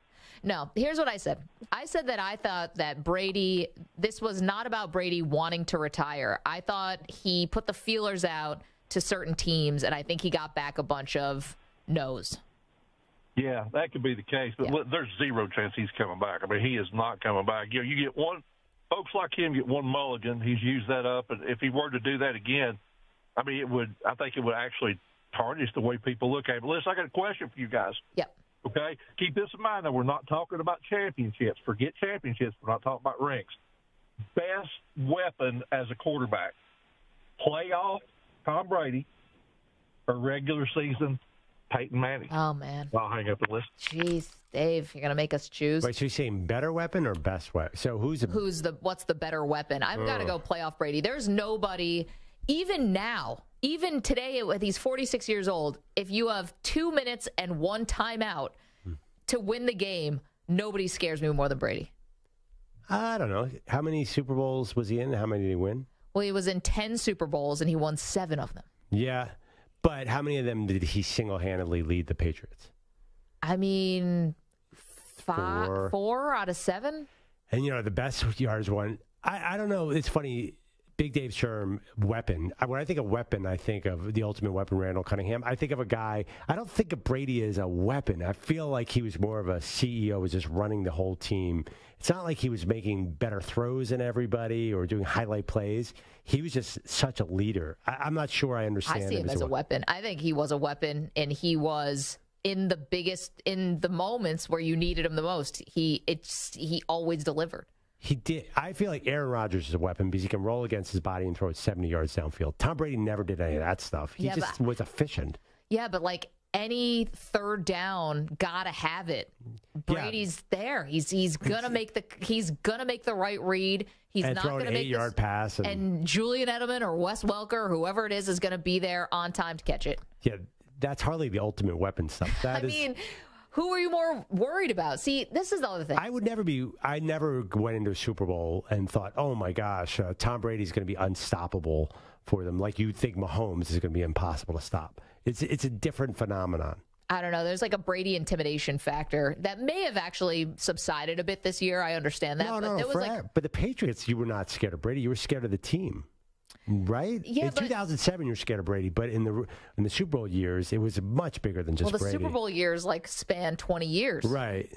So, yeah, maybe early on, am I a little more worried about the defense and Vinatieri, I guess? But, I mean, that's kind of that's like early Brady. Then we had we've had multiple iterations of his career. We had early Brady, we had middle Brady, and we have late Brady. They're all Hall of Fame careers, all of them. Yeah. Do you worry about him the same way you worry about a healthy Patrick Mahomes? I mean, no, but his question was Peyton Manning. Yeah, I hear you. That's great. Who else? I don't think it was a weapon either in that sense. I would worry. Brady was amazing, but you didn't come into that Super Bowl and say, well, man, how are they going to game plan for Tom Brady? You said, how are they going to outthink Bill Belichick and beat Brady and do all this stuff? Maybe am I crazy? I mean, I think that seems like you're shortchanging Brady a lot. It might be. Yeah.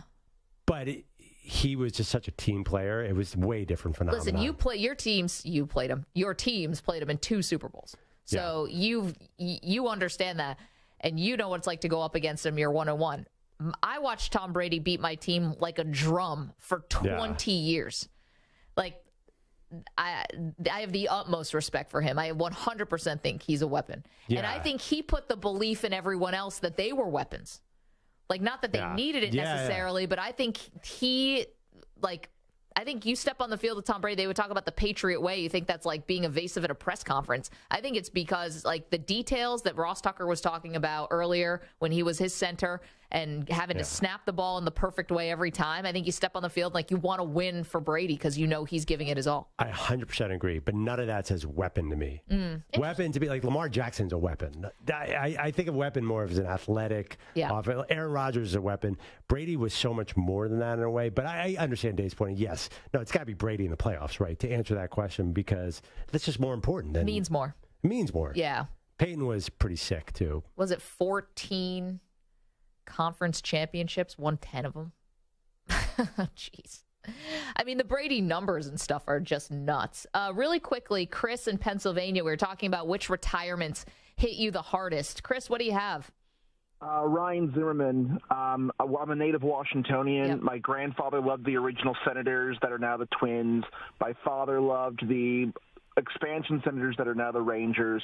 And, they had Walter Johnson, and my dad had Frank Howard, and I had Ryan Zimmerman, seeing him win a championship after no baseball for 30-some-odd years, and then having bad baseball and then choking throughout most of the 2010s, and finally seeing him win one, seeing this city win one, first time since 1924, and Ryan Zimmerman, seeing him win when he was the original Mr. National, and meant everything to me. And seeing him retire and seeing that number 11 retired meant everything to me, and be there for it.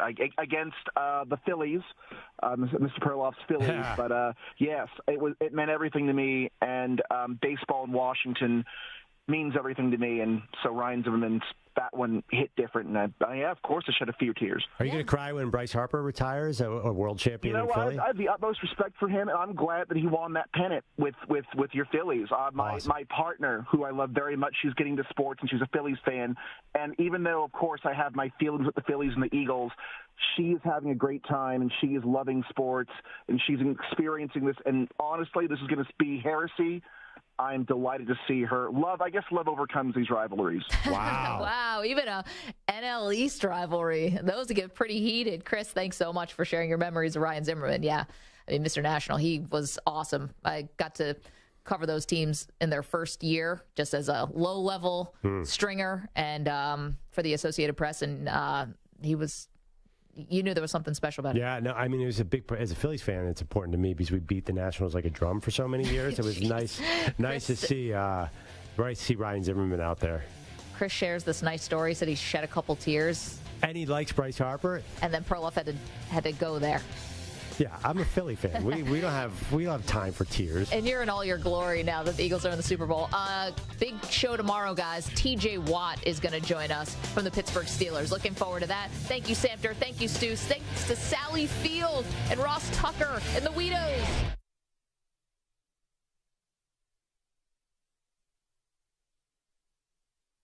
You're in a 5-minute break.